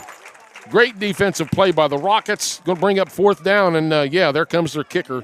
That's a kid I'd just soon stay on the sideline. I'm talking about Dylan Allison. I say that jokingly, folks. This kid is in pregame was booting him from 45 yards pretty easy. So let's see if he can do it here. Problem here is he hasn't been up. He was kicking, but he wasn't up against the defense. A little bit more pressure here. 35-yard field goal attempt in high school. That's a pretty good attempt. And why not call the timeout? Put a little pressure on him. Sure. Good timeout call by the Rockets on that one. 42 seconds to go here in the half. Again, we want to encourage you to stick around for the halftime show. And we're going to do a replay here from the play that the officials called. Said he caught it inbounds. Let's see if he catches inbounds here. We're just watching the monitor here on our press box. I don't know. Oh, no, the ball hit the ground. Ball hit the ground.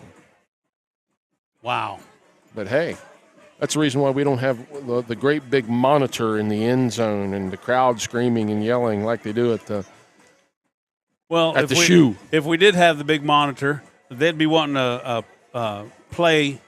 playback on every play.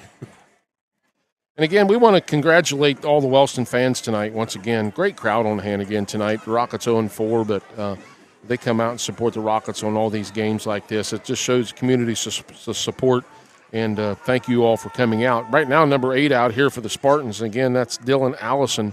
He was booting them from 45 in pregame. Let's see what this 35-yarder looks like here with 42 seconds to go in the half. Snap is good. The hold is down. The kick is blocked. Wow. Rockets with the ball. Wow. Rockets on the 35. Great individual effort on the part of the Rockets there. Brayley Thompson coming through for the Rockets with the big block. Rockets will take over with 37 seconds to go in the half. Let's see if the Rockets pull something out of the hat here, Bill. Well, we know that they're capable. Let's see what they can do. What kind of play? Oh, you probably got it. Well, you at least got 3 or 4 plays. So why not use them all? And, Bill, do you think possibly the Spartans came in here a little overconfident tonight? Well, after beating Athens, and now it looks like Vinton County is ahead of them also from the last score anyway. Yeah, you could have, and then maybe the Rockets worked a little bit this week on improving themselves, building up their confidence. And now you got a little bit of a stalemate, and it may come down to who does the best conditioning. It's Widowsburg 6, Jackson 0 at the half. Ironton 42, South Point 6. That's getting close to the half. Nelsonville 13, Oak Hill 7. Still hasn't. Well, it's Vinton County 7, Athens 0 at the half. So yeah. All right, let's see what the Rockets have with 37 seconds to go. Again, the Spartans will have the ball the second half coming out. Everybody's in tight. Scott up under center, going to hand it off to Thompson. He's met before he even gets to the line of scrimmage by number 78 for the Spartans. That's Braden Tuttle. He's a junior. I was kind of surprised he did try to spread things out a little bit and maybe make a few throws. Now the clock's running down, and Rockets at this point in time, one more playoff. I may just take a knee and go into the half and be glad we're tied up at 7-all. I think that's exactly what Coach is going to do. So at the end of the first half, here at the Jones, C.H. Jones Field, it's the Rockets 7 and the Alexander Spartans 7. And what a great half of football we have had. We encourage you to stick around here for the second half. We're going to lay the headset down here for just a few moments, and then we're going to have Jace Phillips come here at when the Golden Rocket Marching Band takes the field. We're going to have Jace come on, and we're going to talk about some Wellston Golden Rocket Marching Band. And we'll be back. Stay tuned right here and watch both of these bands perform at halftime. We'll be back in just a bit.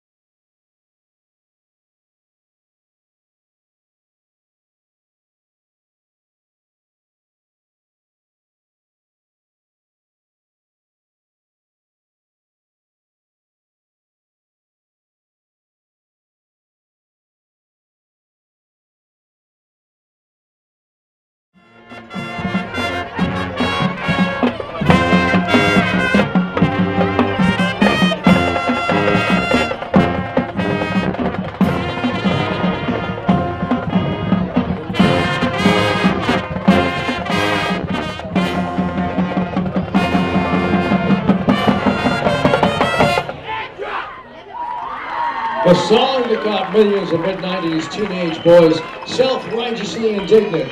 This is Self-Esteem.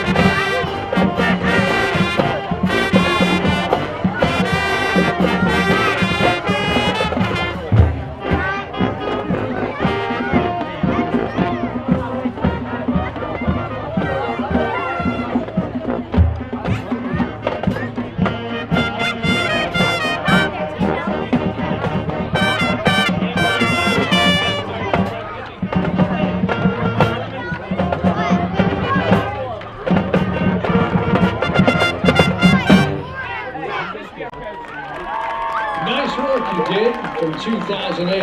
You're going to go far, kid.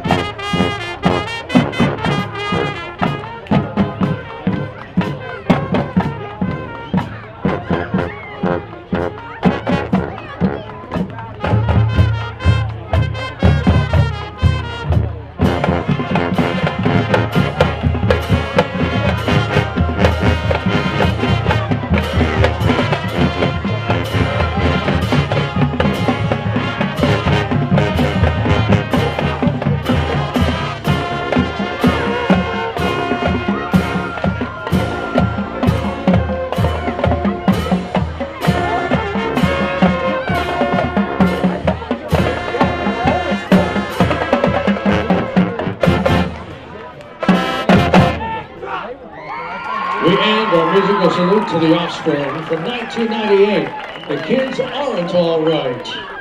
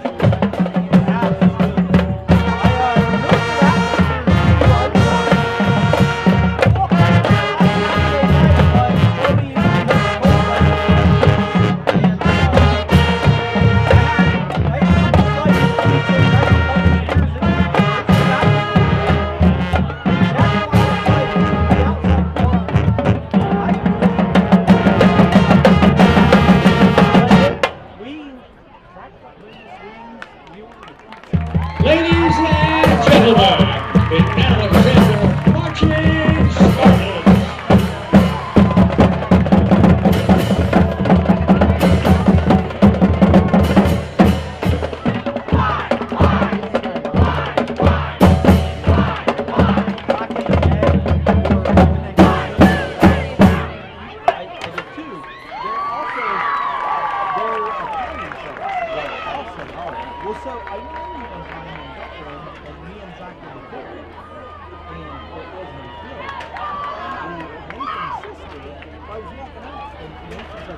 Welcome back, Rocket fans, to C.H. Jones Field.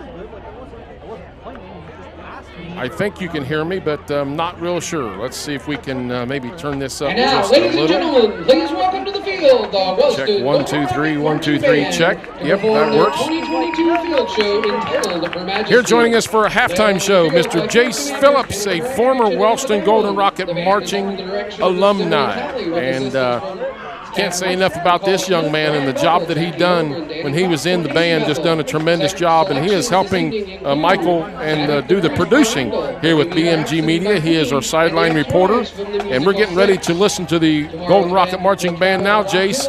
And you were telling me before the game tonight that the band has done a terrific job of improving just in the last 3-4 weeks. Yeah, even when I went to practice yesterday, the band did really well. And tonight we're going to see their closer for the first time, which is absolutely phenomenal.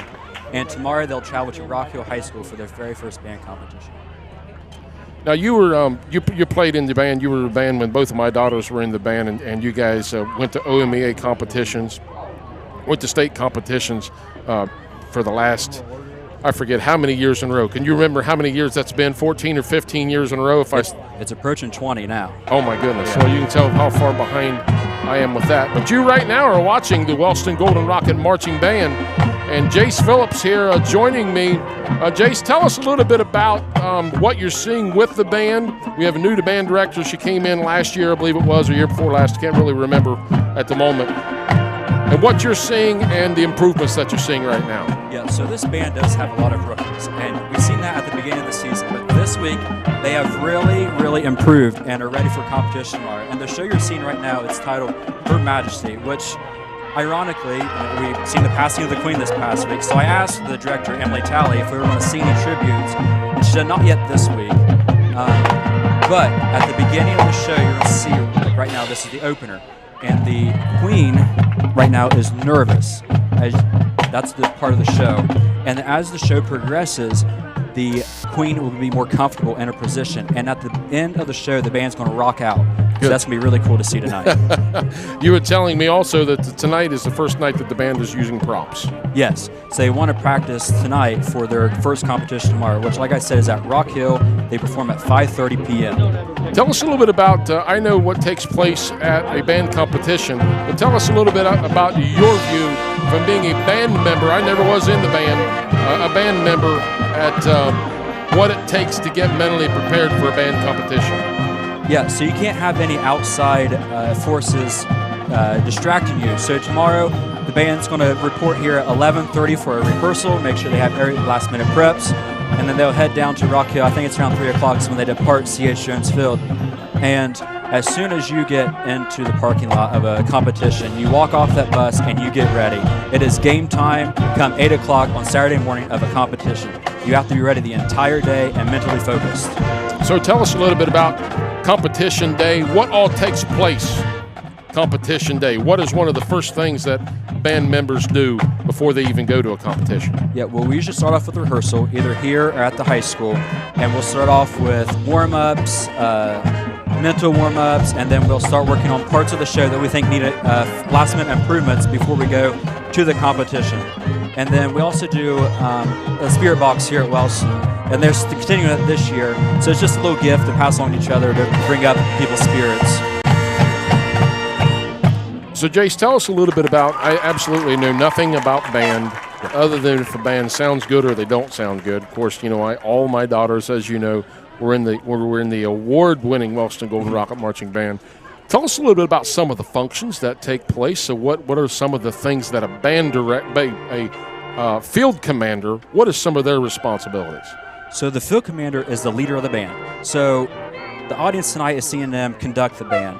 But behind the scenes, that field commander is responsible for each and every student that is in that marching band. So they're checking them even outside of the band, make sure they're mentally well, make sure they're doing good in school. So they're basically like the football captains, the equivalent of that. And Miss Talley came here from, give us a breakdown from what you know from Miss Talley. Yeah, so she comes from Ohio University. She was actually the assistant director of the 110. And her husband is the director of bands at Ohio University. Oh, wow. So he actually writes the show for the Wellston Golden Rocket Marching Band. So this, the show they're performing right now is specialized for this specific marching band, which is very unique. Sure, absolutely. So the Rockets will come in tomorrow. Yes. They'll get ready tomorrow morning. The marching band will run through a show here, and then they'll load up, and then they'll go to Rock Hill.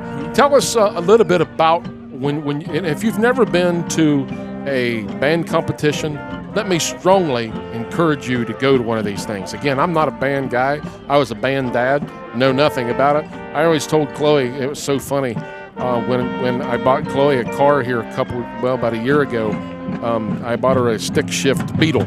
And I said, Chloe, honey, of course, Chloe's a blonde, bless her heart. I say that jokingly.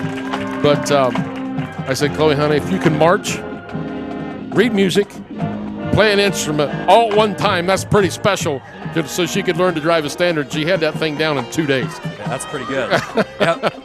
That's the fundamentals of marching band. So tell us a little bit about, again, how difficult that is for a band member to march, learn music, march, play, watch the field commanders. That blows my mind. Yeah, so I recall back when I joined marching band in 7th grade, and at band camp, the band director passed out a folder that was our drill sheets. So it basically looks like a book full of geometry. And that's already confusing from the start. And then you add on the music, and then you put it together. And, especially for the rookies, it's rough for a few weeks. So tell us a little bit about a competition band and a non-competition band. What are the differences? Yeah, so a show band, is you hear songs that are more popular. They will dance to them.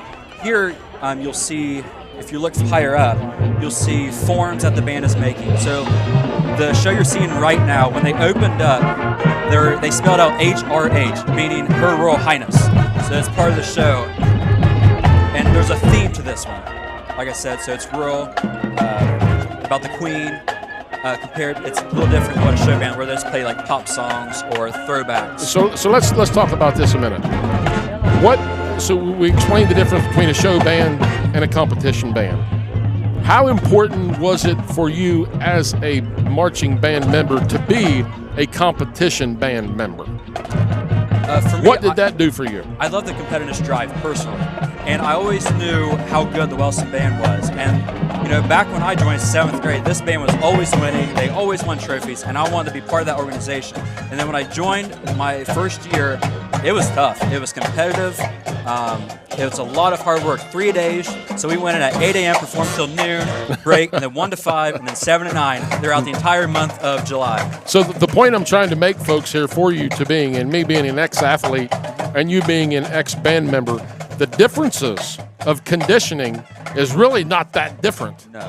I watched my girls, Chloe, Abby, and Emily, all 3 girls come home after band practice from almost daylight to dark, completely exhausted. So it kind of discourages me sometimes when you hear somebody say, oh, the band's not that important. Don't tell that to those kids out there, because they have a totally different outlook on what it is to be a band member. Yep. And the way they're judged, so they're judged in 9 different categories tomorrow night. So they'll have 2 music judges, a percussion judge, 2 visual effect. So what that judge does is looks at the visual, the forms they're making, how the guard's doing. There's also a color guard judge, 2 of them. And there's 2 general effect judges. And what general effect does is... You've lost me, brother. There's 9 judges that will be judging this band tomorrow night. And it's hard. It is very hard. So when a band like the Golden Rocket Band gets judges by the judges that are there, how do they score them? What are they looking for? So in the adjudicated events, which is where they travel to different high schools, there's a scale. So 1 being the best, which is superior rating, and then 5 being the worst. Thankfully, in my band time, we've never scored that low. And then that's how they rank the bands. And then they'll also give them a number for first, second, and third place in those different categories of music, visual, percussion, things like that. And so, again, sometimes it discourages me when I hear somebody that doesn't know about what band is all about. That's the reason why I wanted you to come on tonight and explain this to you. I'm still in the dark, but I'm taking your word for it. But I know the time and effort that these kids put in, just as much as what they do for any extracurricular sport and discipline that takes. Yep, and it's all summer long, and they will spend their time all the way through November marching. And their competitions, so they'll travel to Rock Hill tomorrow, then they have 2 weeks off, and then they're back in the grind where they'll go to Watkins Memorial, Ironton, and then round out at Nelsonville. And then hopefully at one of these 4 competitions, they'll qualify for the OMEA State Marching Band Finals. Real quick before we let you get off the air here tonight, when we qualify for state OMEA, usually most of the ones that I can remember, we've gone to Dayton. Tell us about that experience. Yeah, so Dayton Welcome Stadium is one of the hosting sites for the OMEA State Marching Band Finals. So that is the home to Dayton Public Schools and the University of Dayton. So it's a ginormous stadium. It's a little windy. I feel like every time we go up there, we always have breeze because we're right off. It froze to death every year. Yes. The band trips you experience a lot of wild weather. But it is great having you on our halftime show here this evening, Jay. So certainly going to have you back. Hopefully we've been able to maybe educate the public just a little bit as to what goes on and what takes place. It's not just a bunch of kids out there running around. Nope. These kids have put in the time, put in the effort. Again, if you can march, learn your music, and play your instrument and do all that at the same time and not trip and break your neck, hey, man, you've got my high five, that's for sure. So, that's definitely. Again, thank you again, Jace, for joining us here this evening. You are listening to Golden Rocket Football here on BMG Media. We are coming live to you from the Jones tonight, the C.H. Jones Field. Here's the Golden Rockets and the Alexander Spartans are all tied up here at 7. We're waiting for the 3 minutes to run down here. We're going to get back underway here in just a moment. And hopefully, Bill, the Rockets can pick right up where they left off and play some great defense, but put some more points on the board. Well, I'm concerned right now. I see Alexander out there practicing their field goals, and maybe they're thinking that this game could come down to 3 points. Yes, very much so. And they have 2 kickers that can actually put it through the uprights. Again, number 8, and that is Dylan Allison. He's been booting them from 45 like it isn't nobody's business. And number 5 out there, he is doing the same. We don't have his name. We do. It's Jake Roush. He looks to be – he's probably a freshman or so from the looks of his size, but that doesn't indicate the type of leg that he has for the smaller player. He still has the leg strength, and he just kicked one from about 40. Now, the big issue is now – yes, you've got to practice. Yes, you've got to kick all the time. But I don't know how much game time either one of those boys get to maybe like get the butterflies out. If you're just going in there for one play to do the kick, that's a little bit more nerving than being out there on the field play after play because you're sweated out, you're working it out, and so the extra point is just another play to you. We're about a minute and a half away from opening half, second half kickoff here from C.H. Jones Field. Bill Norris, I'm Bub Norris, bringing your action tonight via BMG Media. We want to thank everybody that's been involved in this evening. A great halftime interview by Jace Phillips telling us all about the Golden Rocket Marching Band. Now, we're going to find out real quick, probably about toward the end of the third quarter, who has been conditioning well this week and who hasn't. It may come down to the conditioning of the players, who gives in first. And what I mean by giving in, I don't mean like laying down and quitting. I mean your body is just wore out and you're too tired to go on. Then things start happening. Then boys start twisting ankles, boys start getting hurt, or their bodies wore out and where they were running and running down a tackle, one may get by him after that. Well, it is Wheelersburg living and dying by the field goal tonight. It is 9-0 Wheelersburg over Jackson right now. Ironton 49, South Point 6 at the half. Benton County 7, Athens 0. That's in the third quarter. Also at the half, it's Nelsonville 13, Oak Hill 7. Gallia Academy 14, Portsmouth 14. Gallia Academy on the comeback there. Paint Valley 33, Adena 14. Minford 27, East Clinton 7. Northwest 14, Valley 7. Northwest on the comeback there. Zane Trace, Coach Hinton, the former Wellston coach. Zane Trace 41, Huntington 0 at the half. Rockets approach the ball, kicking end over end kick. Going to be taken at about the 20-yard line. Tries to pick his hole to get outside. Going to be hit and taken out of bounds at about the 31, where it'll be 1st and 10 for the Spartans at their own 31-yard line. So let's see if the Rockets, Bill, can get any more pressure on Mr. Scholl's outstanding first half. He had the first half, and again, we spoke about it early in the pregame. This young man is the real deal, has a rifle for an arm, and has some receivers that can catch it. And so it's going to be an interesting second half. How will the Rockets be able to defend this the second half? Yeah, how do you build these boys up to get them to come out here and tear things up again the second half? So it's 1st and 10 for the Spartans. Just getting ready to get third quarter action underway. The ball on their own 31-yard line. Schultz and company break the huddle, go twin receivers to the left. Running backs to both of his sides. Scholes at shotgun. Takes a snap, rolls to his left, looking out in the flats. Throws out in the flats, and again, really no place to go. Throws it up in the out of incomplete, intended for number 11, Brody Montgomery. Again, boy, he had some heat behind that one. A fastball right down the pipe. Yeah, and like I said, first half, it seems like he's just a little bit off tonight. 11:50 to go here in the third quarter. We're just getting action underway. 2nd and 10 for the Spartans. Again, we see very clearly how they can put up some numbers quickly. Rockets are going to go with their 4-4 defense.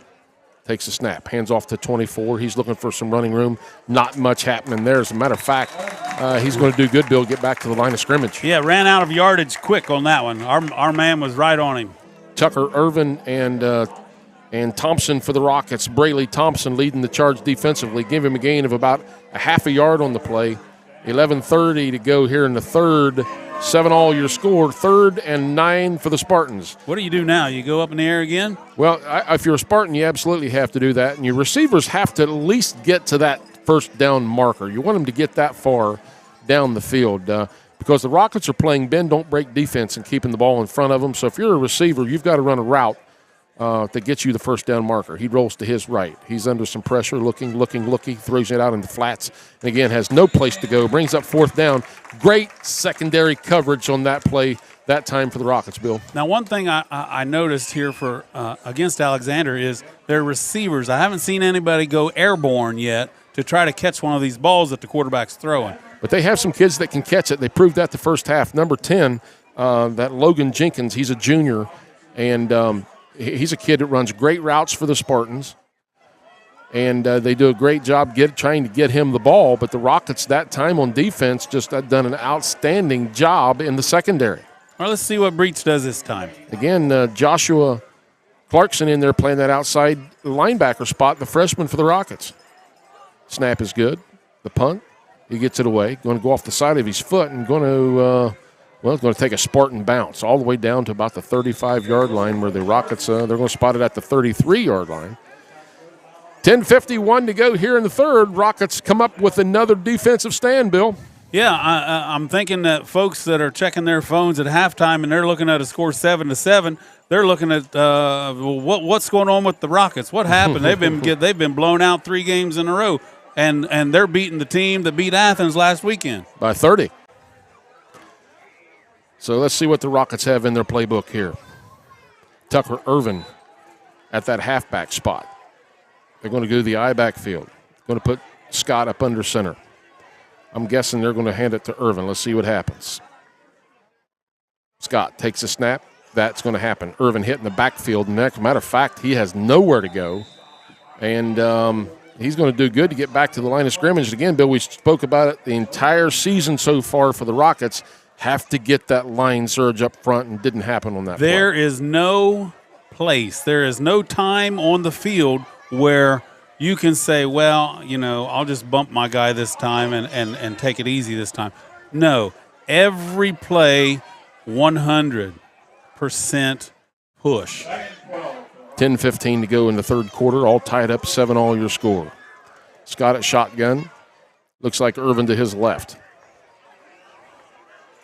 Takes a snap. Scott rolls to his left, looking downfield. He's going to lays it up. He's got Breach. Oh, just in and out of the hands. Breach would have had to made an acrobatic catch on that play, but he was close to doing so. Yeah, he was on the back of his heels in order to. But like I said again, that what I saw from Breach that I'm not seeing out of Alexander is that Breach went up to try to get it. 3rd and 12 for the Rockets. Ball at their own 31-yard line. 10 minutes to go here in the third quarter. Rockets going twin receivers to the right. Let's see if we go with the screen play here. 3rd and long. See if they're doing that same play. Yep, and it is. Throws it, screen play. And he's got some running room. Should be close to a first down. Irvin brings it close to midfield. Great play call again. Great play. Coach Polson, we got a flag and another flag on the play. This was 2 after flags. the ball was out of bounds. So we're probably going to get some personal fouls. See what the official's call is. Oh, on both players. There's blocking it back on the Rockets. Unsportsmanlike against the Spartans. So I'm guessing that it'll stay where it's at. That it was after the play, I believe, or no, from the spot of the foul. So it's going to mark it short. It's going to still. Actually, it is going to give the Rock.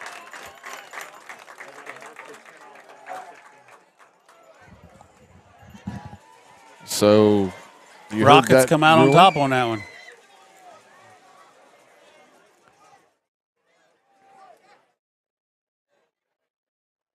So we're good. Now, we've talked about that quick hitting pass. We've only seen one, and that was the first play of the game. What I might do also, Bill, is with Tucker Irvin, maybe not put him so far in the backfield, that far behind your quarterback. I may put him up closer to that fullback position and do a quick hitter right off the back of my tackle or guard.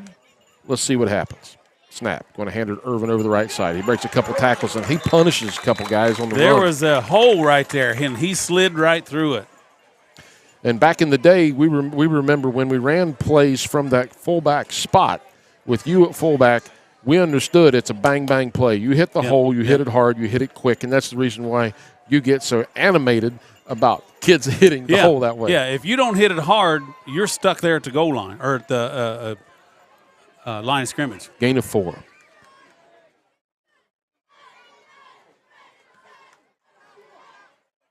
Takes the snap. Throws it out in the Quick flats. hitter. He's got his man. There's Breach. Breach could make some room. He does. He's on his feet. And that's the plays, Bill, that we've talked about. Absolutely. The Rockets can get the ball out of Johnny Scott's hands quickly. Those are the types of plays that we can make. The Rockets took that play from Alexander, what they ran, line him up outside, cut him straight across the middle, right behind the linebackers. Again, doing that with a sophomore quarterback, sophomore junior wide receiver, another junior wide receiver, and freshmen's out there. So, again, Rockets on the move. Rockets inside Spartan territory again for the 5th time tonight. Scott put Thompson in motion to the right. Let's make sure we get good snaps here, fellas. And we do. Hands off to Tucker over the left side. Tucker hit in the backfield. Might get back to the original line of scrimmage. But, again, we're just not getting that hold at the line. Right. And that line surge. That time we had Alexander's defensive end popped in real quick, and our guy had to make a little shift to the right. And by that time, once you make that little shift, you're out of the play zone or where the play is supposed to go, and he got tackled in the backfield. Rockets showing a lot of signs of improvement this week. I know the competition level isn't quite as what we have faced the last 3 weeks in a row with obviously those 3 teams obviously being playoff contenders. Shotgun for Johnny Scott with 7:57 to go. Puts Weber in motion to the left. Takes a snap. Again, the timing issue. He looks, he throws it. He's got a beautiful pass through Breach in the end zone. Off his hand. Just off the fingertips of Breach in the end zone. Now, again, what we didn't see from Alexander is Alexander's boys aren't diving for the ball. he went for it, and he got his hand on it. So now what we may do, since Breach is getting and drawing double coverage, let's look to our second man, maybe do a fake pump to Breach and go back to our backside receiver with Canner on the other side with great hands in his own right. And speaking of Evan Canner, because Breach is drawing double coverage, and Canner, they're giving him a 10-yard cushion. Now, so maybe a quick hitter to the Canner kid. Absolutely. Let's see what happens. Canner in motion. Look for it to go to him here. Good snap. Looking for Breach across the middle. Breach with the catch. Again, we're going to go with that mule that brought you this far, it appears like. But again, hopefully that's just setting up something for Canner on the near side, running Canner in motion as a decoy, and completing that pass to Breach. Brings up fourth down about 4. Yeah. Look for a bootleg on this play. See what happens. Everybody's play action. Everybody's tight. Nope. Oh, he got smashed right at the line of scrimmage. It did not get to the first down marker, I do not believe. Rockets going to be short. Get the official spot, but nope, did not get it on fourth down. Now, folks, as we talk and we're showing and explaining things, it's not like Wellston doesn't have their coaches upstairs here telling them the same thing that we're telling you. Rockets turn it over on downs. Again, both of these teams are just trading Hail Marys and slug shots at each other. With 7:19 to go here in the third quarter, we're all tied up at 7. Rockets march it down the field. Spartans march it down the field. So who's going to be standing at the end of round 15 is what I should say. And if they're both taking blows and giving blows, who's going to be able to take the most blows or who's going to be able to give the most blows, and that team's going to be on top. And the Spartans may have that edge with their kicker if it comes down to that. We hope it doesn't come to that. Scholes at shotgun. Takes the snap. Hands off to his back over the right side. He has some running room. Again, he could probably, Bill, he gets a first down, but probably could have gotten more yardage had he run the ball like you like to see him run. Right. Yeah, that number, 42. Isaac Waller. Yeah, I like the way he runs. I really do. And I'm surprised that they haven't allowed him to run more. They're going to mark him short of the first down. I thought he had the first down. Second down and 1 for the Spartans on their own 27-yard line. A lot of interesting scores around the area tonight. Union Oda 36, Piketon 0 in the third quarter. Scholes takes a snap. Going to quarterback keeper, and he's hit. Is there a fumble on the play? No. I don't think he got looks like the Rockets got in there and diced things up a little bit. No gain on the play. And worked them back a little bit. Third down, again, I'm going to put the quarterback under center and just pick up the first down and force you to stop me. Let's see if the Spartans do just that.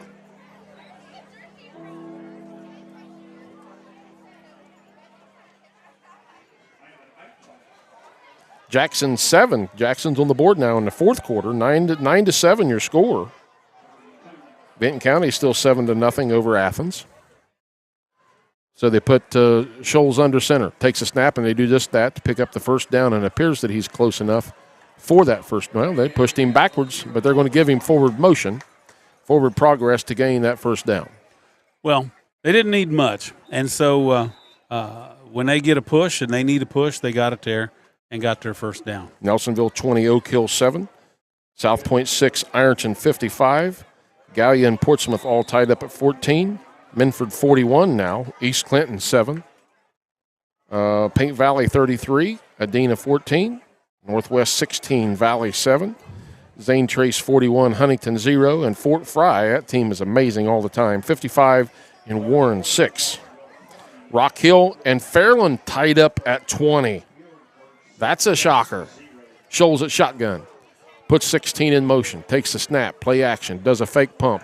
Has his man down the center of the field. And Breach got a little beat on that one to number 11. Brody Montgomery, one of the go-to guys. Again, if he had just turned his head, he probably could have picked that one off. Yeah, he was running foot for foot, side by side, and needed to turn around in order to he might have made something good happen for Wellston. He bit, quick start, no huddle. He bit on the pump. 42, the ball carrier, puts his head down, and again, Rockets on the stop there. Shout out to BMG Media for streaming their game tonight, and we have viewers at home. Of course, they like to text in, and we'll give a shout out to Dan Stewart, who texted in and making comments himself. Every now and then, I'd like to see maybe get him up in the booth. Tucker Irvin has to come off the field. His helmet won't snap, so we have to have another player in for him. Going in for him is number 17, and that is Isaac McWilliams. He's a junior. Scholes takes a snap, rolls to his right, throws across the middle, in and out of the hands of the intended receiver. No good. Now, it seems like the Alexander's quarterback does a whole lot better when he can drop back and lay up the big softies. And has time to set in the pocket. And he can do it, too. 3rd and about 7. 3rd and 6 for the Spartans. All right, now we need that attitude. Okay, you've stopped them 2 plays. Let's make it a 3rd one and get the ball back. Yeah, the Spartans, I no doubt, are in 4-down territory right here. If I'm the Spartans, I'm definitely going for it. We'll see what the coach does and the Spartans do here on this play. 5 minutes to go in the 3rd quarter. All tied up at 7-7 here at the Jones. Scholes at shotgun. They're going to try to keep it in the middle of the field. Takes the snap, rolls to his left. He's under some pressure. Heavy pressure. He's going down. Again. Another flag on the play. Sideline warning is going to be the call against the Rockets. For excessive celebrating or what? No, sideline warning. It's a warning. Too many guys close to the sidelines.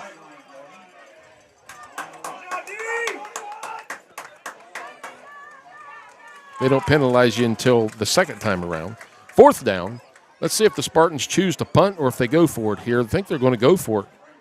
Nope, coach changes his mind. Maybe not a bad idea for the Spartans if they would have chosen to go for it right here. Looks like they're going to be content and try to pin the Rockets back deep with 4:35 to go here in the 3rd. That may end up being their downfall right here. Maybe they should go for it and try to get over that 7 hump. Breach back deep for the Rockets. Snap is good. Punt gets away. End over end punt. Let's see where Breach is if he's going to field it. He does. Hit by one. Gets up the left side and brought down at about the 15-yard line, where the Rockets will take over 1st and 10. Pickup of about 5. With 4:09 to go here in the 3rd quarter, all tied up at 7. Again, we want to shout out to our sponsors real quick. People's Bank, Charlie Hudson, Darrow Insurance, Martin Floor Store, Ruoff Mortgage, Lock and Load, Adina, McWilliams Funeral Home, Happenings Bistro, and Montgomery Trucking. 4:09 left in the 3rd quarter. Rockets lining up for their play. Updated score in Jackson again real quick. It is Berg just scored, but it hasn't updated on our phone yet. Berg 12, Jackson 7, I believe, with 11 minutes to go in that one down there. Now, Bub, do you start taking any chances yet? Rockets got to take some shots down the field here with Breach on the field. He's single man-on-man coverage. Irvin with the carry over the left side, give him a gain of about 2 or 3 on the play. Now, I noticed on that play the snap came in high, and Irvin had to hesitate right before he took off. And again, when you hesitate, now you have to start all over on your momentum. And we talk about those timing issues that take place. You have one-on-one coverage with Breach out here, and number 11 out there covering Brody Montgomery. 2 very good athletes going up against each other. I'd love to see that matchup, but you see the Spartans walking number 2 over from that safety spot so you can get double coverage on Breach as he breaks the line of scrimmage. So now they're going to walk another defender, number 24, over in the backfield. That's Samuel Ohms. Yeah, they didn't. That number 2 is a freshman. They didn't want him covering Breach. So now you're still going to get double coverage on Breach. Looking for him now. They're going the backside. There's the intended receiver. That's the play we spoke of earlier, trying to go over to Canner on the backside. Evan Canner, pass incomplete.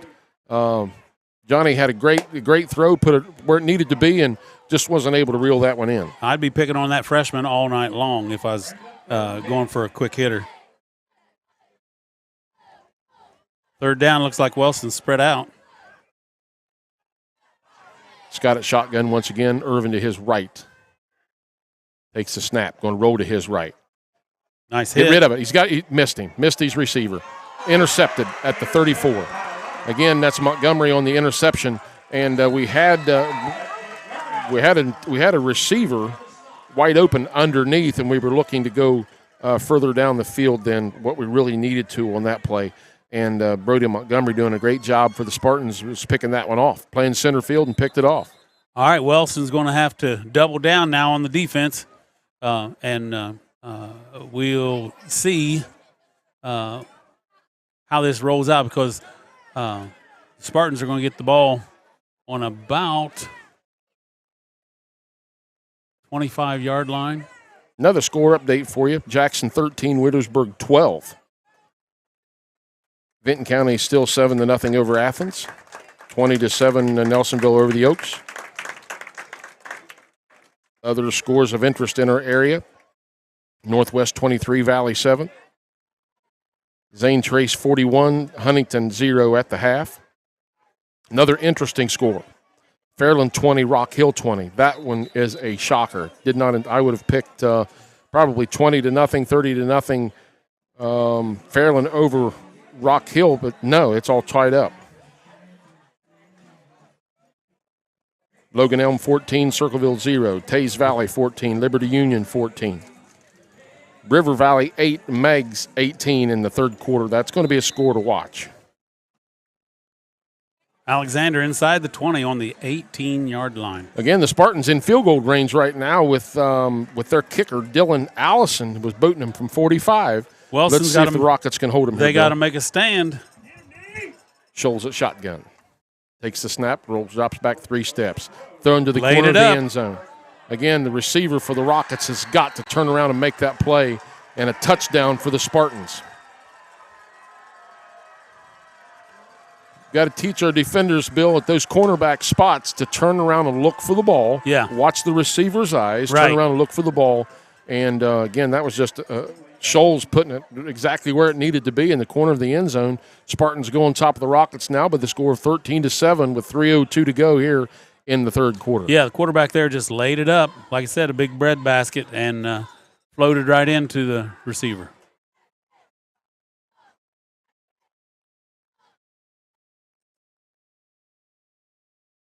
Allison on to kick the extra point for the Spartans. Chip shot for him. Yeah.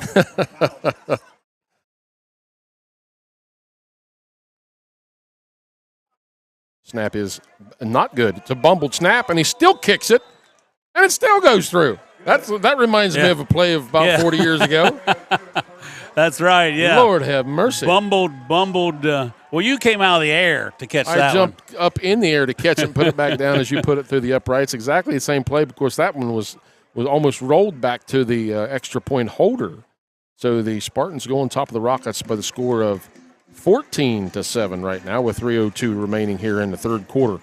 Bill, Rockets might be a little gassed right now. They haven't it's been a month since they played a full football game. Right, yeah. The running clock, we would be done already.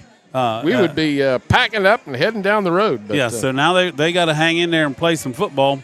And but however that goes, you're in a football game, and so your body kind of takes over and kind of pushes the pain away. Bill, let's talk about two players that's drastically missed by the Rockets tonight. And we're speaking to number 12, Bennett, Yadernacek, and then Bodie Kemp out there for the Rockets. 2 starters out that they mean so much to this football team. Right, yeah. Anytime you lose one of your starters, there's a big hole to fill, and we're filling it with freshmen and sophomores. That's what we're doing. 3:02 to go in the third. Rockets trail 14-7, your score.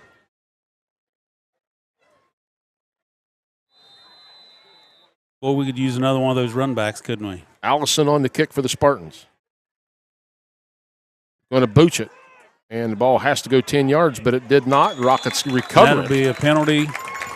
Actually, the Rockets can recover it at any time. Right. And number 17 for the Rockets, Isaac McWilliams, playing it smart and runs up and and recovers it inside Spartan territory.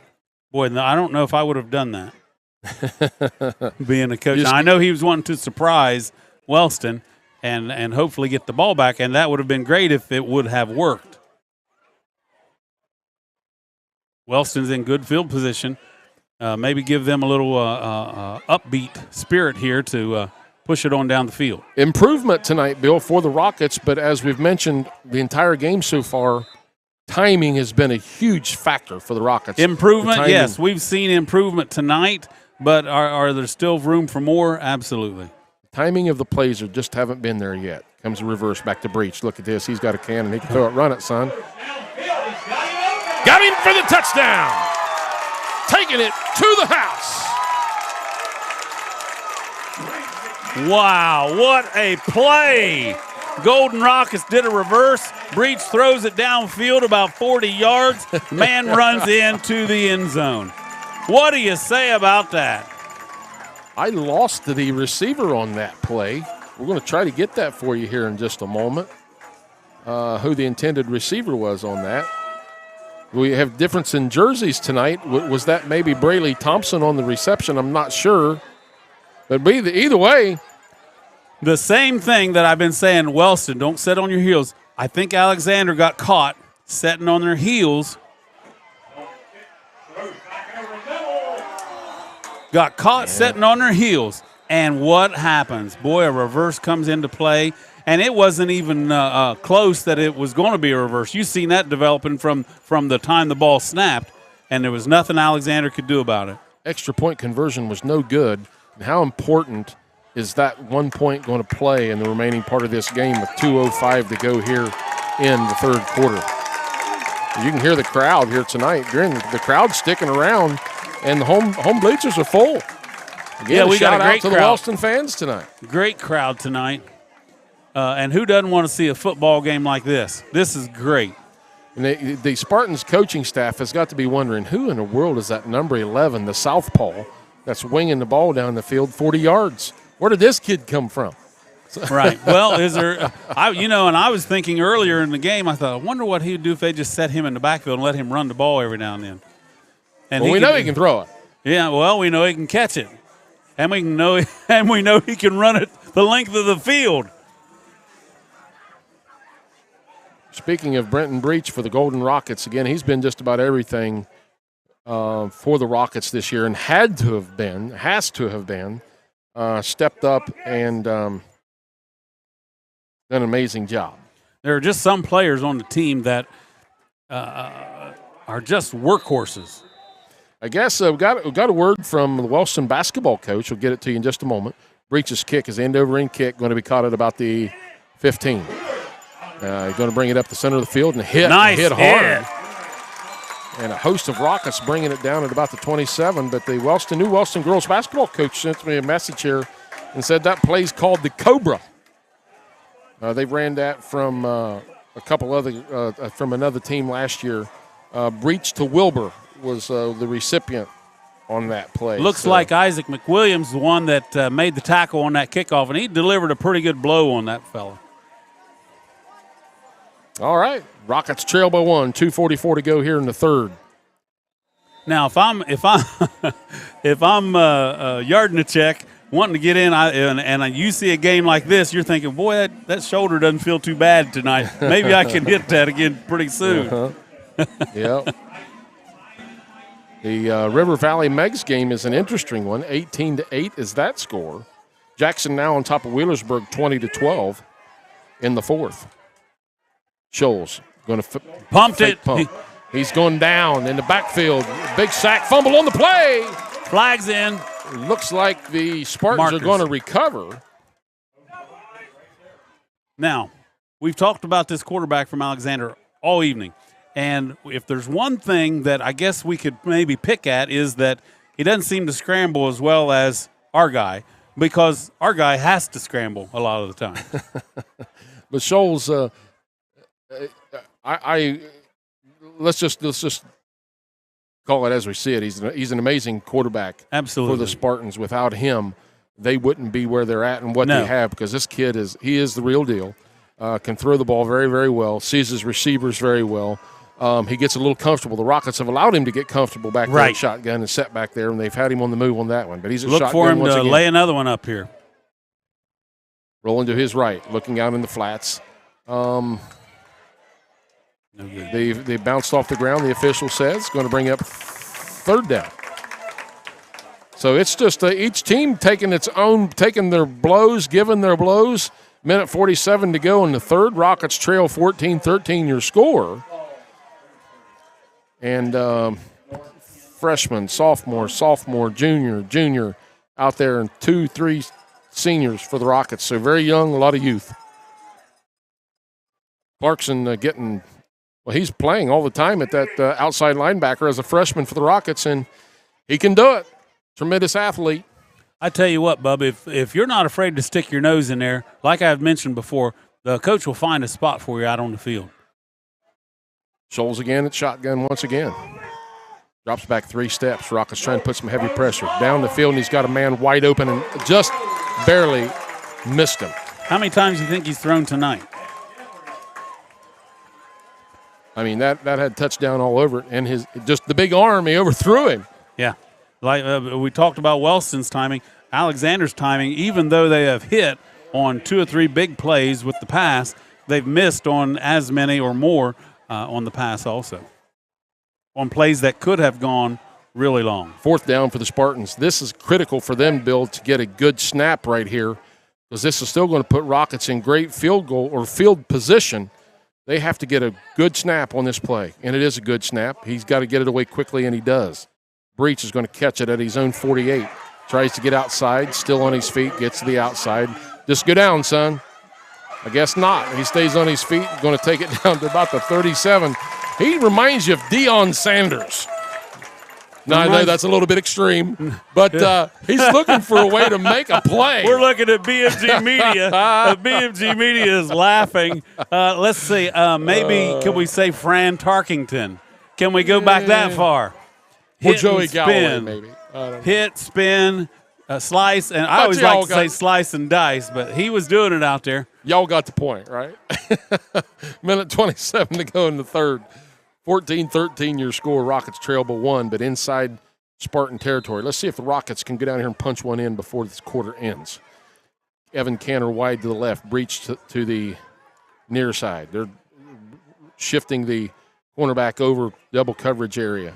Puts Thompson in motion to the left. Got to have a good snap, fellas. Going to hand it off to Tucker Irvin over the left side, right side rather, and nothing happening that time. Yeah, he hit a brick wall there. Going to lose one on the play. But again, he had to hesitate before he could get his momentum, and just about the time he hesitated and started to take off, he got hit.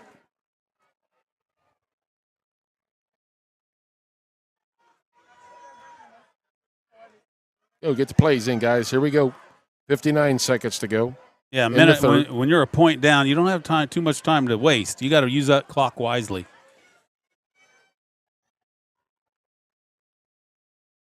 Rockets looking out in the flats, looking for breach, throwing it out in the flats. Have a flag on the play, in and out of the hands of the intended receiver. I saw the helmet move, and he was headed downfield before he had caught the ball.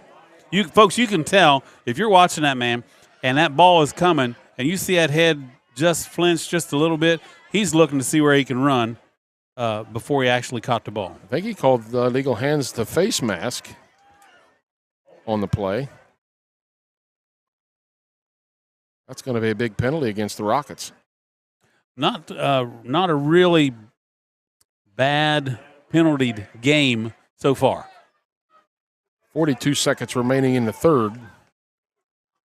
Brings up 2nd down and about 19, roughly, 19 or 20. But I'll have to give it to the cameraman on that pass that we saw earlier. Refs did seem to miss that one. Rockets, very small room for error right here. 2nd down. And about 20. Going to roll to his right. Throws it out. What an almost effort. Makes a spectacular catch. Yeah, now that's what I'm talking about. Wellston is doing that either Alexander is not doing or doesn't have to do because the quarterback's laying it up. he went up for that and got a hand on it, and it didn't even look like that was a catchable ball. Again, maybe run some shorter, quicker routes because they're giving us a 10-yard cushion right off the bat. 37 seconds to go here in the third. Again, to shout out to some of our sponsors, People's Bank, Charlie Hudson, Martin Floor Store, Ruoff Mortgage, Lock and Load, Adina, McWilliams Funeral Home, Happenings Bistro, and Montgomery Trucking here in Wellston.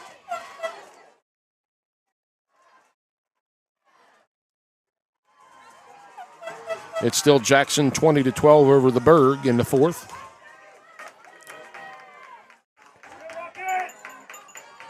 Scott, shotgun. Looking. Get away, son. And going to be sacked. He's going to call it down. And, again, he'll learn the older he gets. He just needs to, if nothing's open, either take off with it or throw it away. Another score update for you, Nelsonville 20, Oak Hill 13.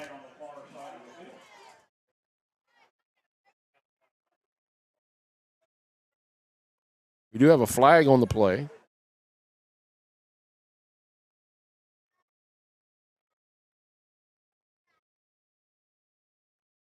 The officials are discussing that, as you can see.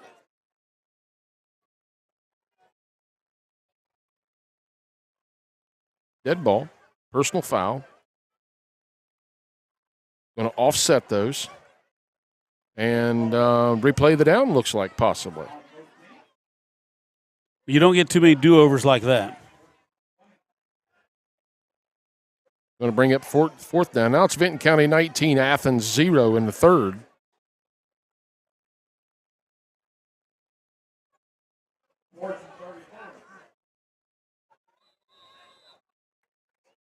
So great night for football here in Southern Ohio.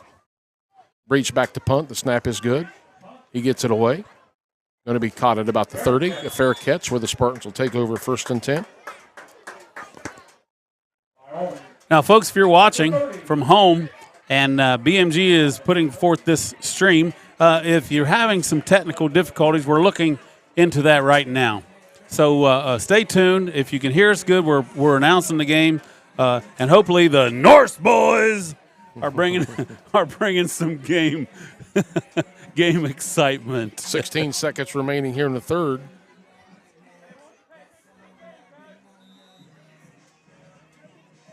(14-13) your score.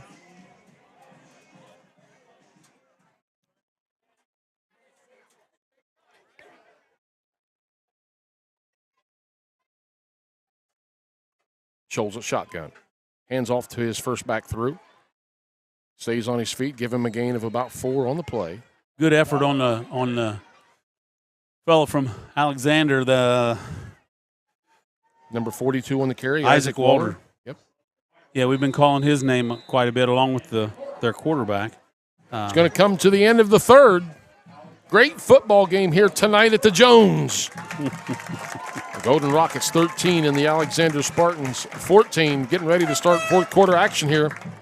But again, a shout out to our sponsors, People's Bank, Charlie Hudson, Martin Floor Store, Ruoff Mortgage, Lock and Load, Adina, McWilliams Funeral Home, Happenings Bistro, and Montgomery Trucking here in Wellston, Ohio. Again, big shout out to all those folks. Thank you for what you do for making this possible.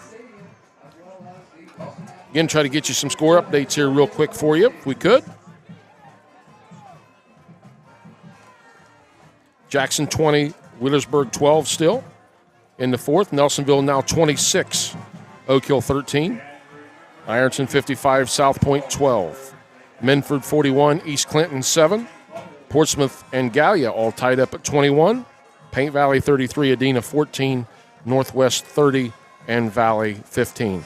Another very interesting score. This one's a shocker to me. Fairland 27, Rock Hill 27. Never would have guessed that. Zane Trace 41-0 at the half. So that's some of your scores around the area here tonight as we get ready to start fourth quarter action here from C.H. Jones Field here in Wellston, Ohio. You're listening to Golden Rocket Football here on BMG Media. Bill Norris, I'm Bub Norris, bringing you your action tonight from the Jones. 2nd and 6 for the Spartans. Ball on their own 34-yard line.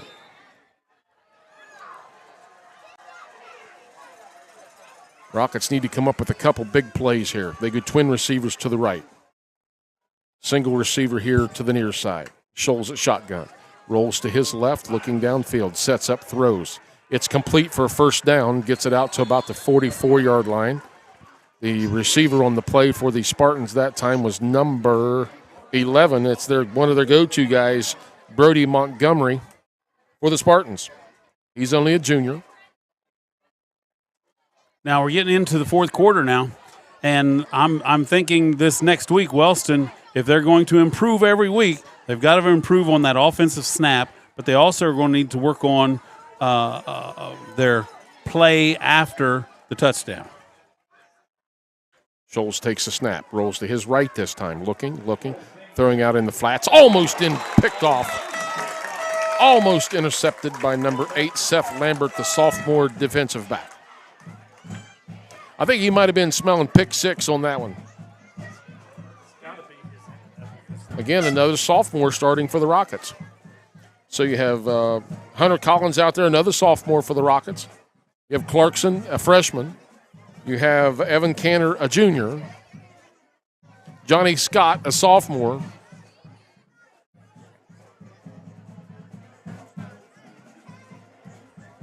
So again, a lot of youth out there for the Rockets this evening. 2nd and 10 for the Spartans on their own 43. 11:30 to go in this one. Rockets trail by 1. Scholes takes a snap, rolls to his left. He's under pressure. Throws out across the center of the field. Got him. Oh, my goodness. His receiver just dropped it, and he had 6 written all over it. Number 24 was wide open. That's Samuel Ohms, and just was not able to reel that in. He might have been smelling 6 on that one, Bill, and couldn't tuck it. I looked, and the ball was just a little low, and I think he started to turn those shoulders, and right before he actually had the ball. We have a timeout on the field. 11:25 to go in this one. Rockets trailing by 1, 14-13. If I'm not mistaken, I know the smell of someone cooking bacon. Someone is cooking bacon in the neighborhood, and they're about to get a visit from me real quick.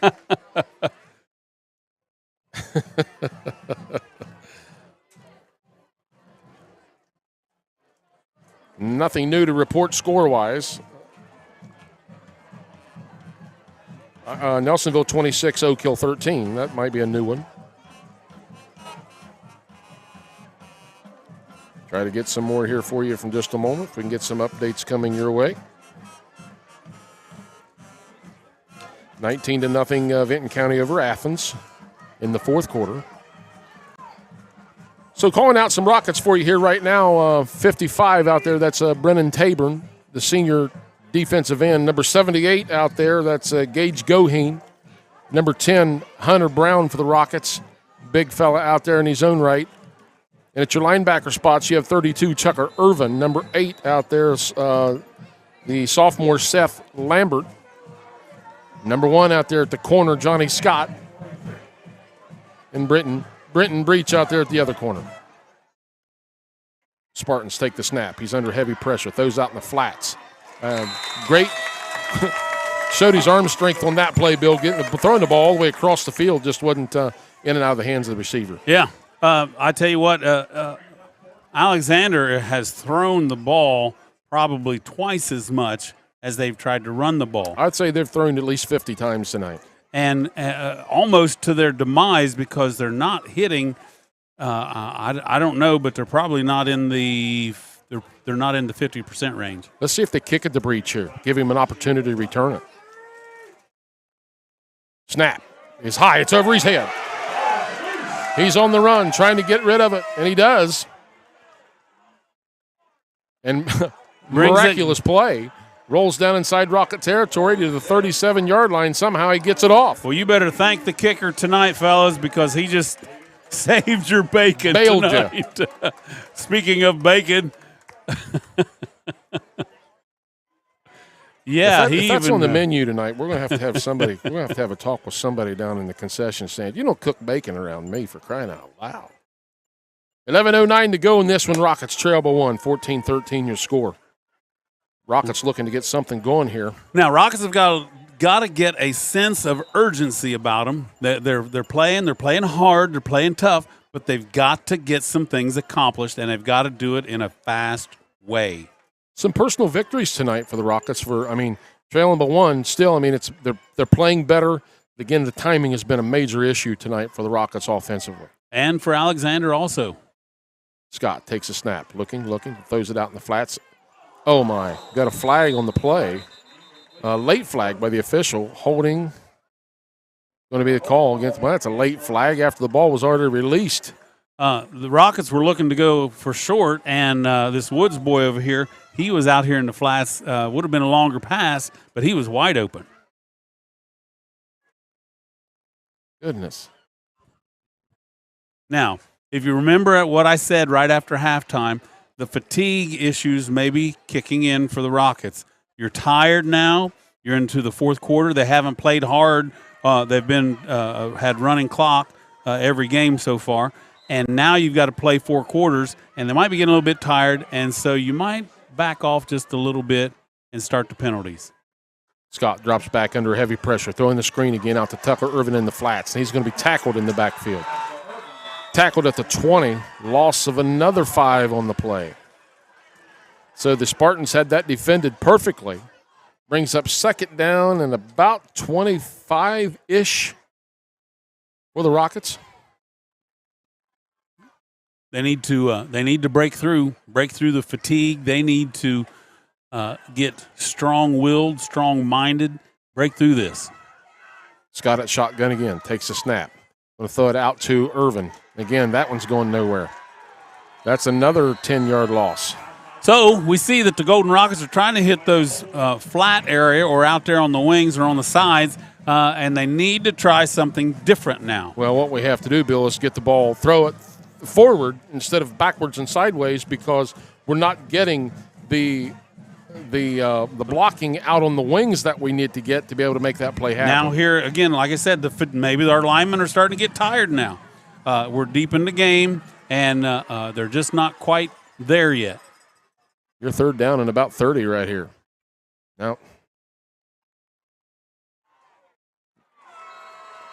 wow, boy, Rockets laid a big goose egg on this timeout as far as this series of plays, you cannot do that with 9.5 minutes left in the game. Well, what it does here now, Bill, is also puts Alexander in excellent field position after this punt. So now what we have to pray is that we get a great snap and get the punt off. And it doesn't go in the end zone with 9:20 to go here in the ball game. 14-13 your score. Back deep for the Spartans, number 11, number 18. That's Brody Montgomery and Alexander Jeffrey. And they're standing on the 38-yard line of Wellston. They're not across midfield. So may be in the Rockets' best interest here to try to punt this thing out of bounds. He's going to boot it away. Nice punt. Nice punt. Hit it to the sideline, and it takes a Wellston roll. It goes all the way down to about the 44-yard line in Spartan territory, where the Spartans will take over 1st and 10 with 8:51 to go here in the ball game, trailing 14-13.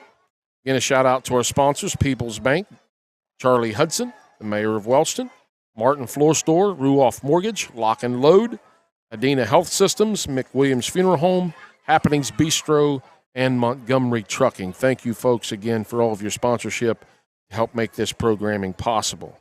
Again, looking around the area here for some more updates, it's still Vinton County 19, Athens 0, Zane Trace 41, Huntington 0, Fairland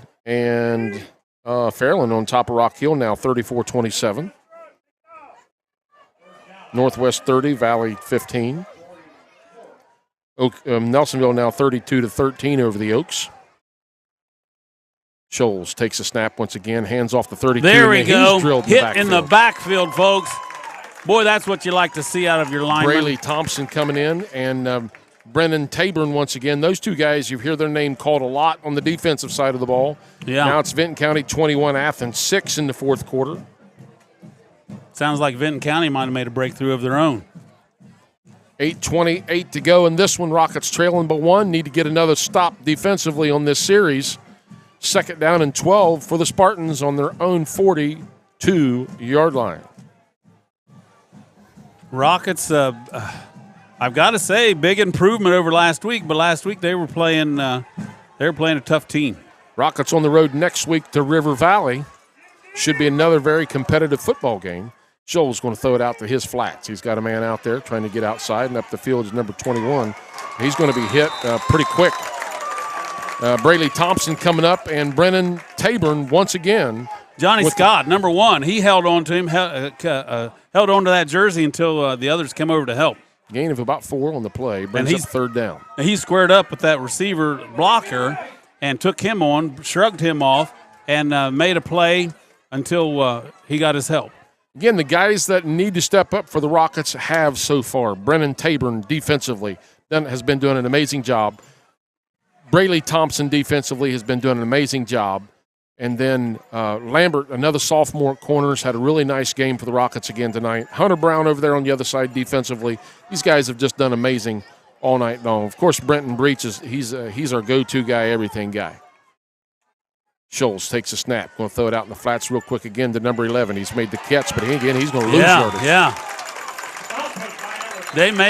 Wellston may have a scouted flag on the play. Scouted that enough to know that man just kind of hung out over there, and our corner didn't leave his spot and tackled him as soon as he caught the ball.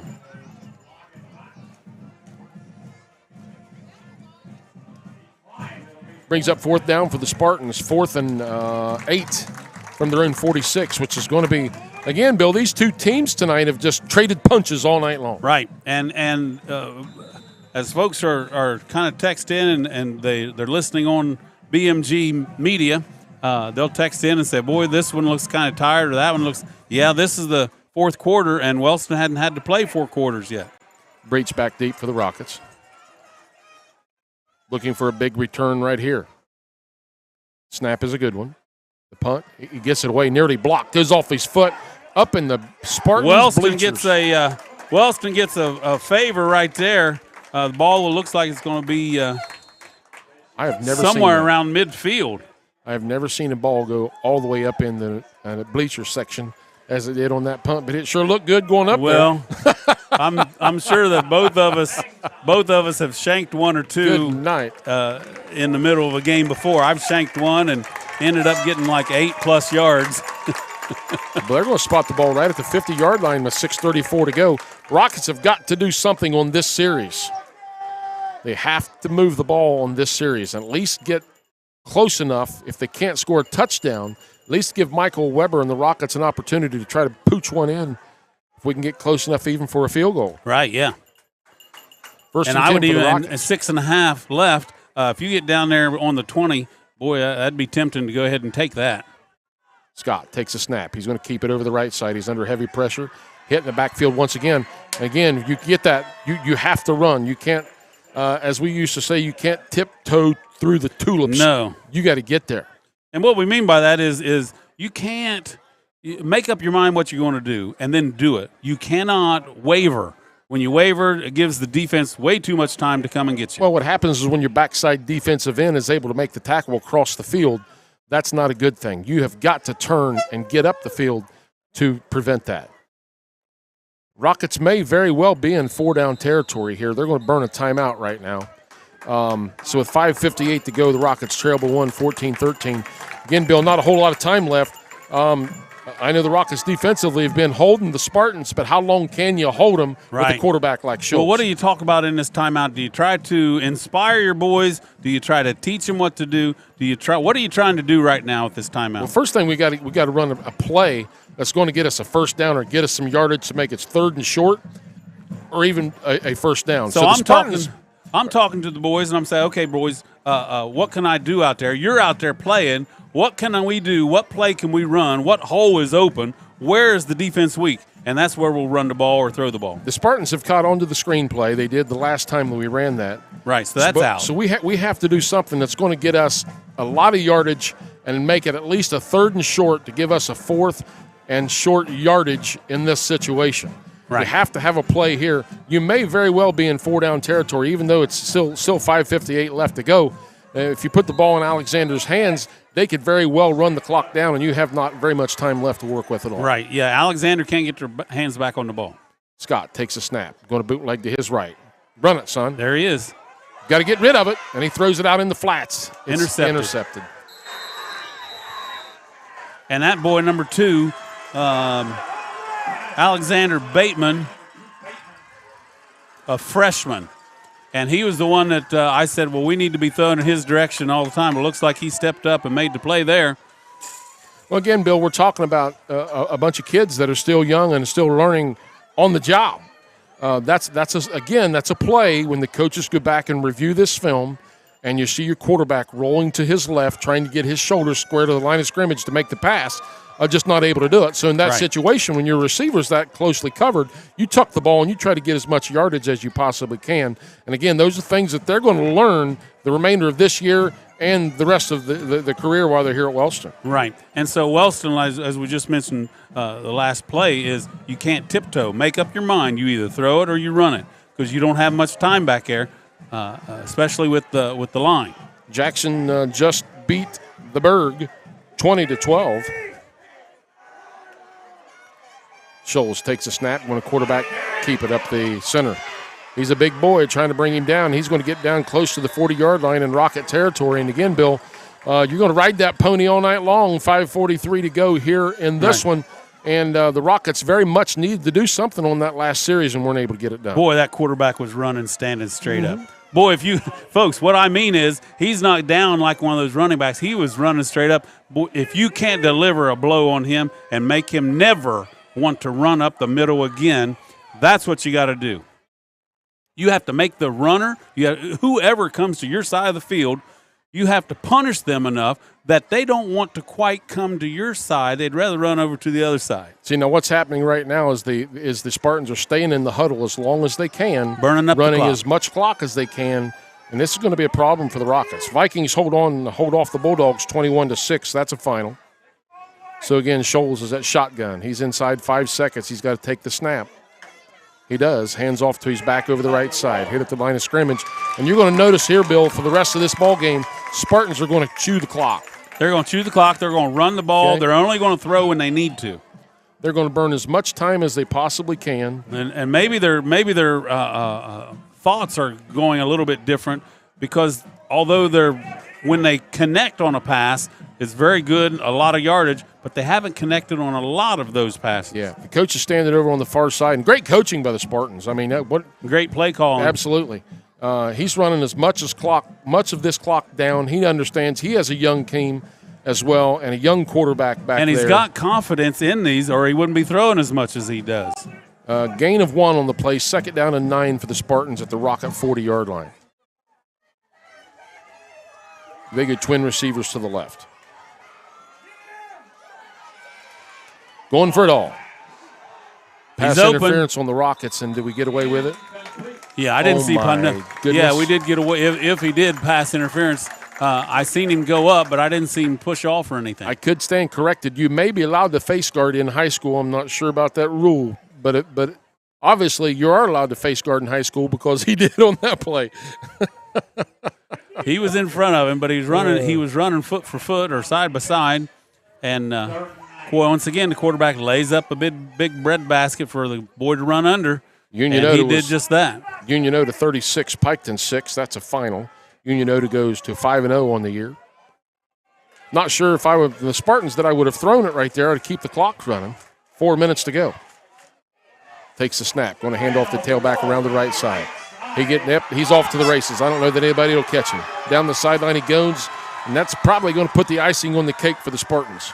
Wow. Number 42 kicked in the afterburners. Isaac Wallace down the sidelines for a Spartan touchdown. Now we, just like the Rockets, ran that reverse play.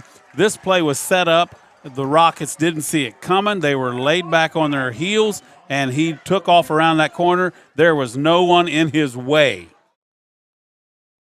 Yeah, again, we spoke about it all year too, Bill. Your defensive ends, their first step has always got to be the outside to protect the edge. You have to protect the edge, and they weren't able to get it done on that play, and it showed as the result was a touchdown. Right.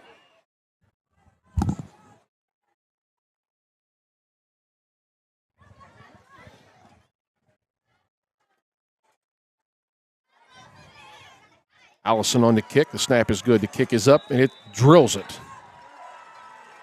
And it is good. 3:52 to go this one. Now it's the Spartans 21-13 over the Rockets. And again, these two teams all night long, Bill, have been trading punches and blows all night, and the Spartans just able to make a big play there. I think if we're going to talk about reality, and this is in my thinking and what I have seen, Wellston was back on their heels on that play, and I'm thinking they were probably trying to save some of their energy. They're wore out. And if you see them and you're watching them right now, you don't see too many of them running. You see them walking out up to the field, and this is hard on them. They're going to lose the game probably right now as we look at it. They're just not in fourth quarter shape. Well, obviously, if the Rockets can pull away with a quick score here. Maybe Breach will pull one out again. And then do an onside kick is about your only hope with 3:52 to go. Because you know that the Spartans. They probably won't kick it all the way down there, will they? I can't imagine unless they try to kick it as deep as possible. Yeah. But the Rockets will have to score quickly and then do an onside kick unless they go for two and score two. Low kick. Breach is going to pick it up at about the 10. No blockers in front of him. A whole lot of guys running around him. Yeah, there's a bobble on the play. The ball hit the field is wet right now from the dew that has fallen. Will we see the reverse bootleg pass by Breach again on this series? I think there's no holds barred right now. We're going to see whatever we can see. You know that the Spartans are going to come with their ears pinned back. They know the Rockets are going to throw. Yeah. So, again, we have to score quickly with 3:45 to go and then go for two. Right. And then do for an onside kick. Rockets getting their play in from the sideline from Coach Polson.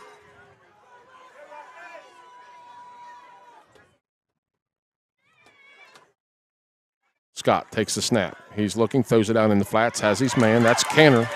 He gets it out to the 35-yard line. Clock still running. Get back to the huddle. Get you a play in, coach. Get your coach a signal and get back to the huddle so we can get you the play. Signal it. Clock running. They're going to spot the chains. Alexander right now is in a prevent mode. Yeah, they'll let you catch it in front of him, but you're not going to get anything else. Scott again at shotgun. Takes a snap. Going to throw it out in the flats again. Caught again. That's out to, again, Canner. That's a number we've been looking for all night, and the Rockets connected the last two plays to him. Evan Canner on the catch. Clock running, 3:15.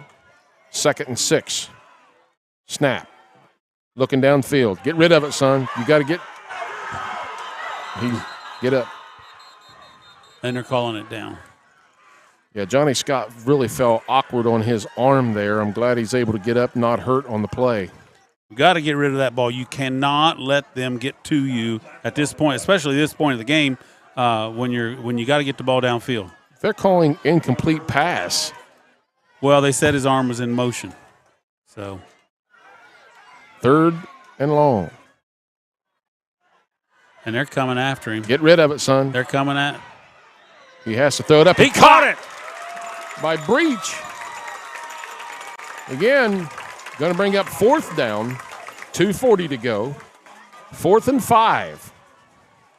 This is the game for the Rockets right here. This play. Again, the Rockets go on the road next week to River Valley. That'll be another very interesting matchup for both of these teams. Rockets using a little bit too much time here. We got to get a play going. 4th down. We have a timeout on the field taken by the Spartans. So with 2:15 to go, Rockets with 4th and 5. I don't think I would have done that. I would have put the burden on the opposing team. But anyway, shout out real quick again to our sponsors for this evening: People's Bank, Charlie Hudson, the mayor of Wellston, Martin Floor Store, Ruoff Mortgage, Lock and Load, Adina, McWilliams Funeral Home, Happenings Bistro, and Montgomery Trucking. Thank you again, folks, for everything that you do in making this possible for us here tonight. Again, the Rockets go on the road next Friday night to River Valley. We will not be covering that as the moment. You never know when it may change, but as of right now, BMG Media will not be going on the road next Friday night. But we encourage all of the Rocket fans to follow Wellston to River Valley. And if you're watching this game due to BMG Media, thanks to them, shout out goes to them. And if you're enjoying this ball game tonight, support these sponsors that are supporting BMG and making this possible. 2:15 to go in this one. Do or die right here for the Rockets, 4th and 5. Play is on this one. Looking, throws it across the middle. It's intercepted. And I don't think anybody's going to catch him. Down the sideline he goes, number 1. Going to the corner of the end zone, and he fumbled it into the end zone. Wellston's on it. The Rockets recovered in the end zone. Oh, they're going to score a touchdown. Folks, I got to strongly disagree with that call. The official was completely out of position to make that call, and they're going to give the Spartans a touchdown, and the guy wasn't even close to the end zone to be able to call it.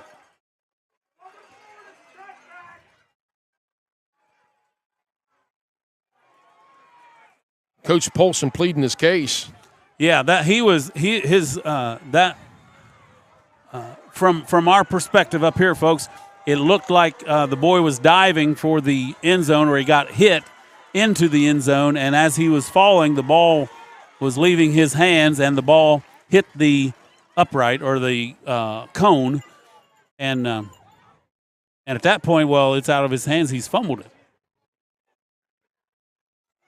Minute 58 to go, 27-13. They're going to call it and let it stand. We do have the pleasure of being able to see instant replay up here in the booth. The officials do not have that luxury. Unfortunately, we cannot share that with them per OHSA guidelines. Kick is up, and he drills another one. Give credit where credit's due. The kicker is an amazing kicker for the Spartans. Speaking of Dylan Allison, again, we can take a look at this play, and we can see it again here from a replay booth here in the press box. That number 1 stretches for the end zone. The ball is clearly out. It appeared to be clearly out. No touchdown. But again, we have the luxury of being able to see that here in the press box, and the officials do not have that luxury. So the ball should have been placed on at least the 1-yard line. Well, I think the Rockets recovered it in the end zone. Or we have a fumble recovery in the end zone by the Rockets. So one of those two situations could have or should have happened. Again, what a great effort tonight by the Rockets. Go on the road again next Friday night down to River Valley. A different atmosphere, confidence level with this team tonight, Bill. Again, they're learning trial by fire. We've said it all year. It's unfortunate that Spartans in the last 3 minutes have made big plays, and the Rockets were not able to keep them at bay at doing that. And it just looks like, and I don't mean to continually emphasize this, but it looks like the Rockets are just wore out. Again, this is the first full game they've played since week 1. So the Spartans going for the onside kick right there again. Not sure. I know you're 3 scores down. Not sure that I would have done that. I probably would have just kicked it deep or even kicked it out of bounds. Yeah. Instead of giving your opponent the ball on their side of, at the 48-yard line.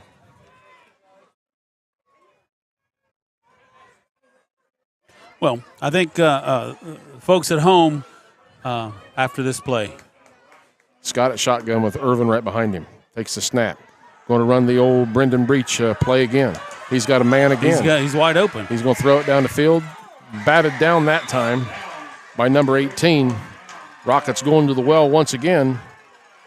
But now, folks, we see here real quick is that how quickly things can fall apart in a football game. Just, 4 minutes ago? Yes. It was a 1-point game. You know what I might do on this play here is run that exact same play the other direction, but have Breach keep it. Yeah. Not throw it because they're playing prevent defense, and they're 40 yards down the field. They're laying way back. At least let Breach get down the field and get out of bounds to give us another shot.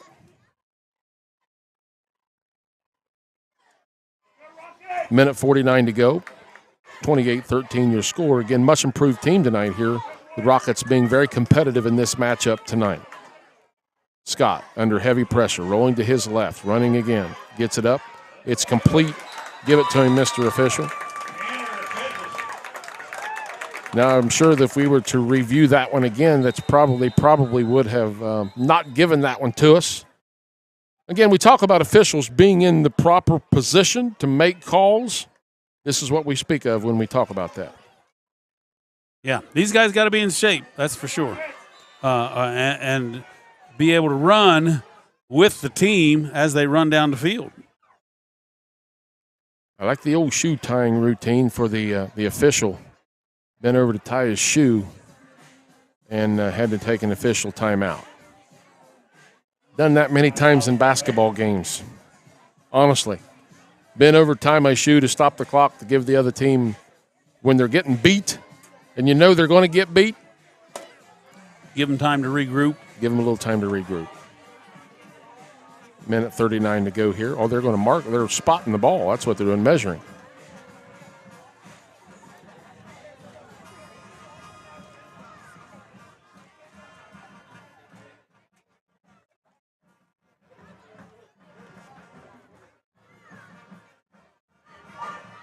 First down, Rockets. Oh, you got to be kidding me. We're in 4-down territory anyway.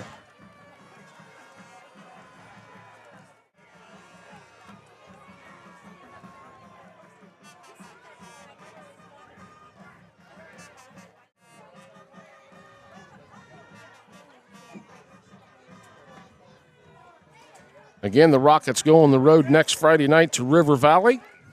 Again, should be another very, very interesting matchup as River Valley played Meigs tonight. Last score update we had there, I think it was 19-9 or 18-8, something like that. We'll try to get some more scores for you here in just a moment.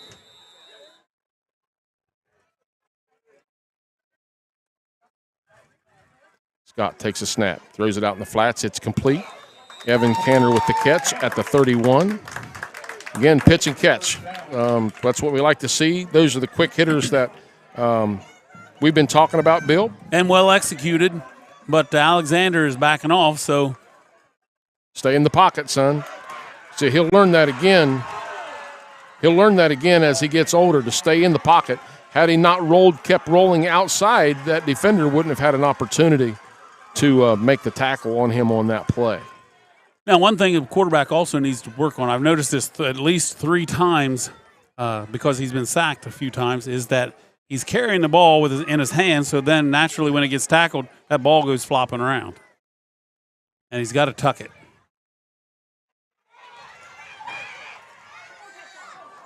Incomplete pass. It's a final 34-27, Fairland over Rock Hill. Northwest 37, Valley 22, that's a final. Chillicothe 24, Logan 0. That's a final.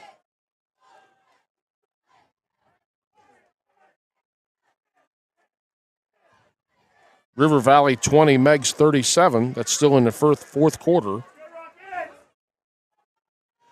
56 seconds left here in this one. Rockets are going to take another hard loss.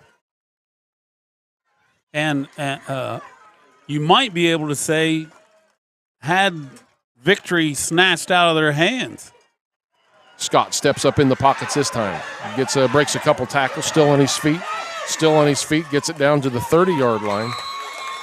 And step to the line of scrimmage, fellas, and spike the ball.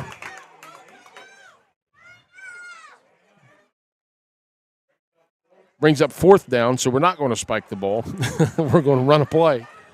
32 seconds to go. You got to make an end zone shot for this one, fellas.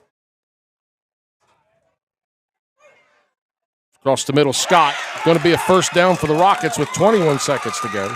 Now get to the line and spike it before they set the chains, or after they set the chains. Well-executed play. Well executed.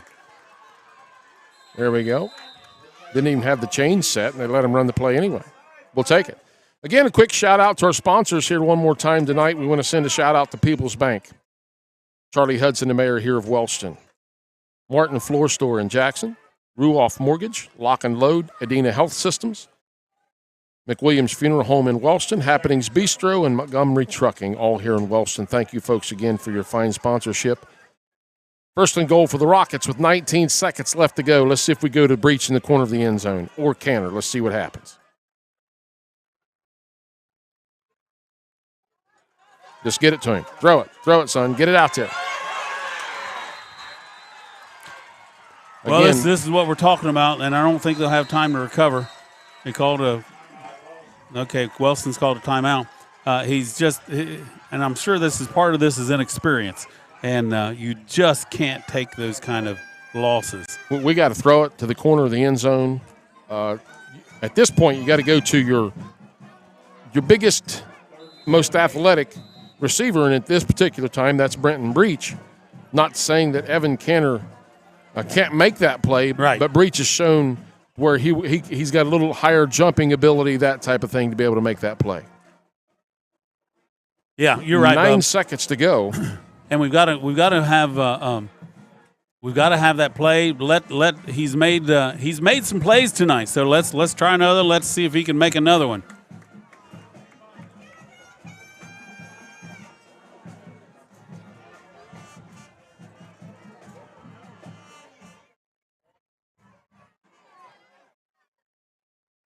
All right, here we go. Last play of the game right here. Rockets trail 28-13. Canner in motion to the right. Long count. Scott drops back, steps up in the pocket, throws it to the end zone. Going to be batted down. Rockets are going to get one more play. Again, we got to put that high and away to the outside, where only Breach will have that opportunity to put his hands on it. Right, and let him be the one that has to go up and make the play. Again, all that can tomorrow evening.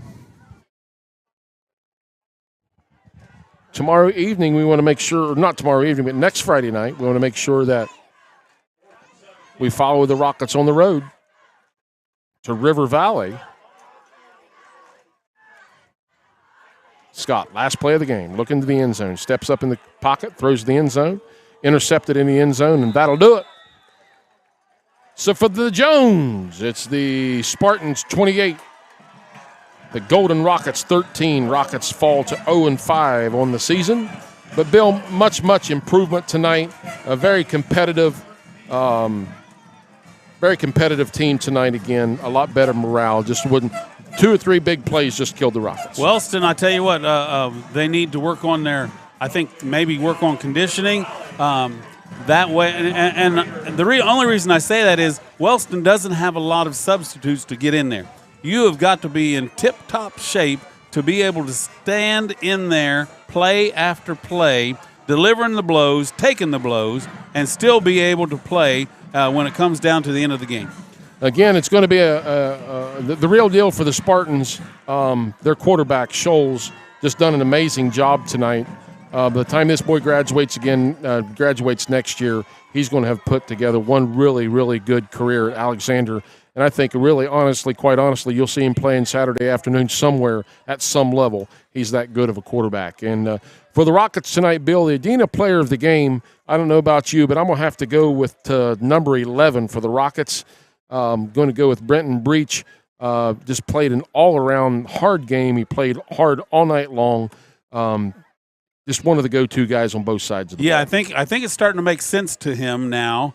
He's played hard tonight. He ran hard tonight, and he made some plays tonight, and more than one, running a touchdown back and things. He was in it to win, and I believe you've got to get boys believing that they're good and that they can play the game and that they can last it out until the fourth quarter and put the W on the scoreboard. Again, the player of the game, the Adena player of the game for the Rockets tonight is going to go to number 11, the senior wide receiver and defensive back for the Golden Rockets, Brendan Breach, for the Golden Rockets. Again, the Rockets go on the road next Friday night to River Valley. As many of you can, make that trip down and support the Rockets down there as well. One shout-out one more time for our sponsors for the game, People's Bank, Charlie Hudson, the mayor of Wellston, Martin Floor Store, Ruoff Mortgage, Lock and Load, Adena Health Systems, McWilliams Funeral Home, Happenings Bistro, and Montgomery Trucking. Again, thank you, folks, for all of your fine sponsorships. You have been listening to Golden Rocket Football here on BMG Media, coming to you live tonight from the Jones, the C.H. Jones Field here in downtown Wellston. Again, the Rockets go on the road next Friday night. As many can follow them to River Valley. And for Bill Norris, I'm Bub Norris saying good night. God bless. God bless America, everybody.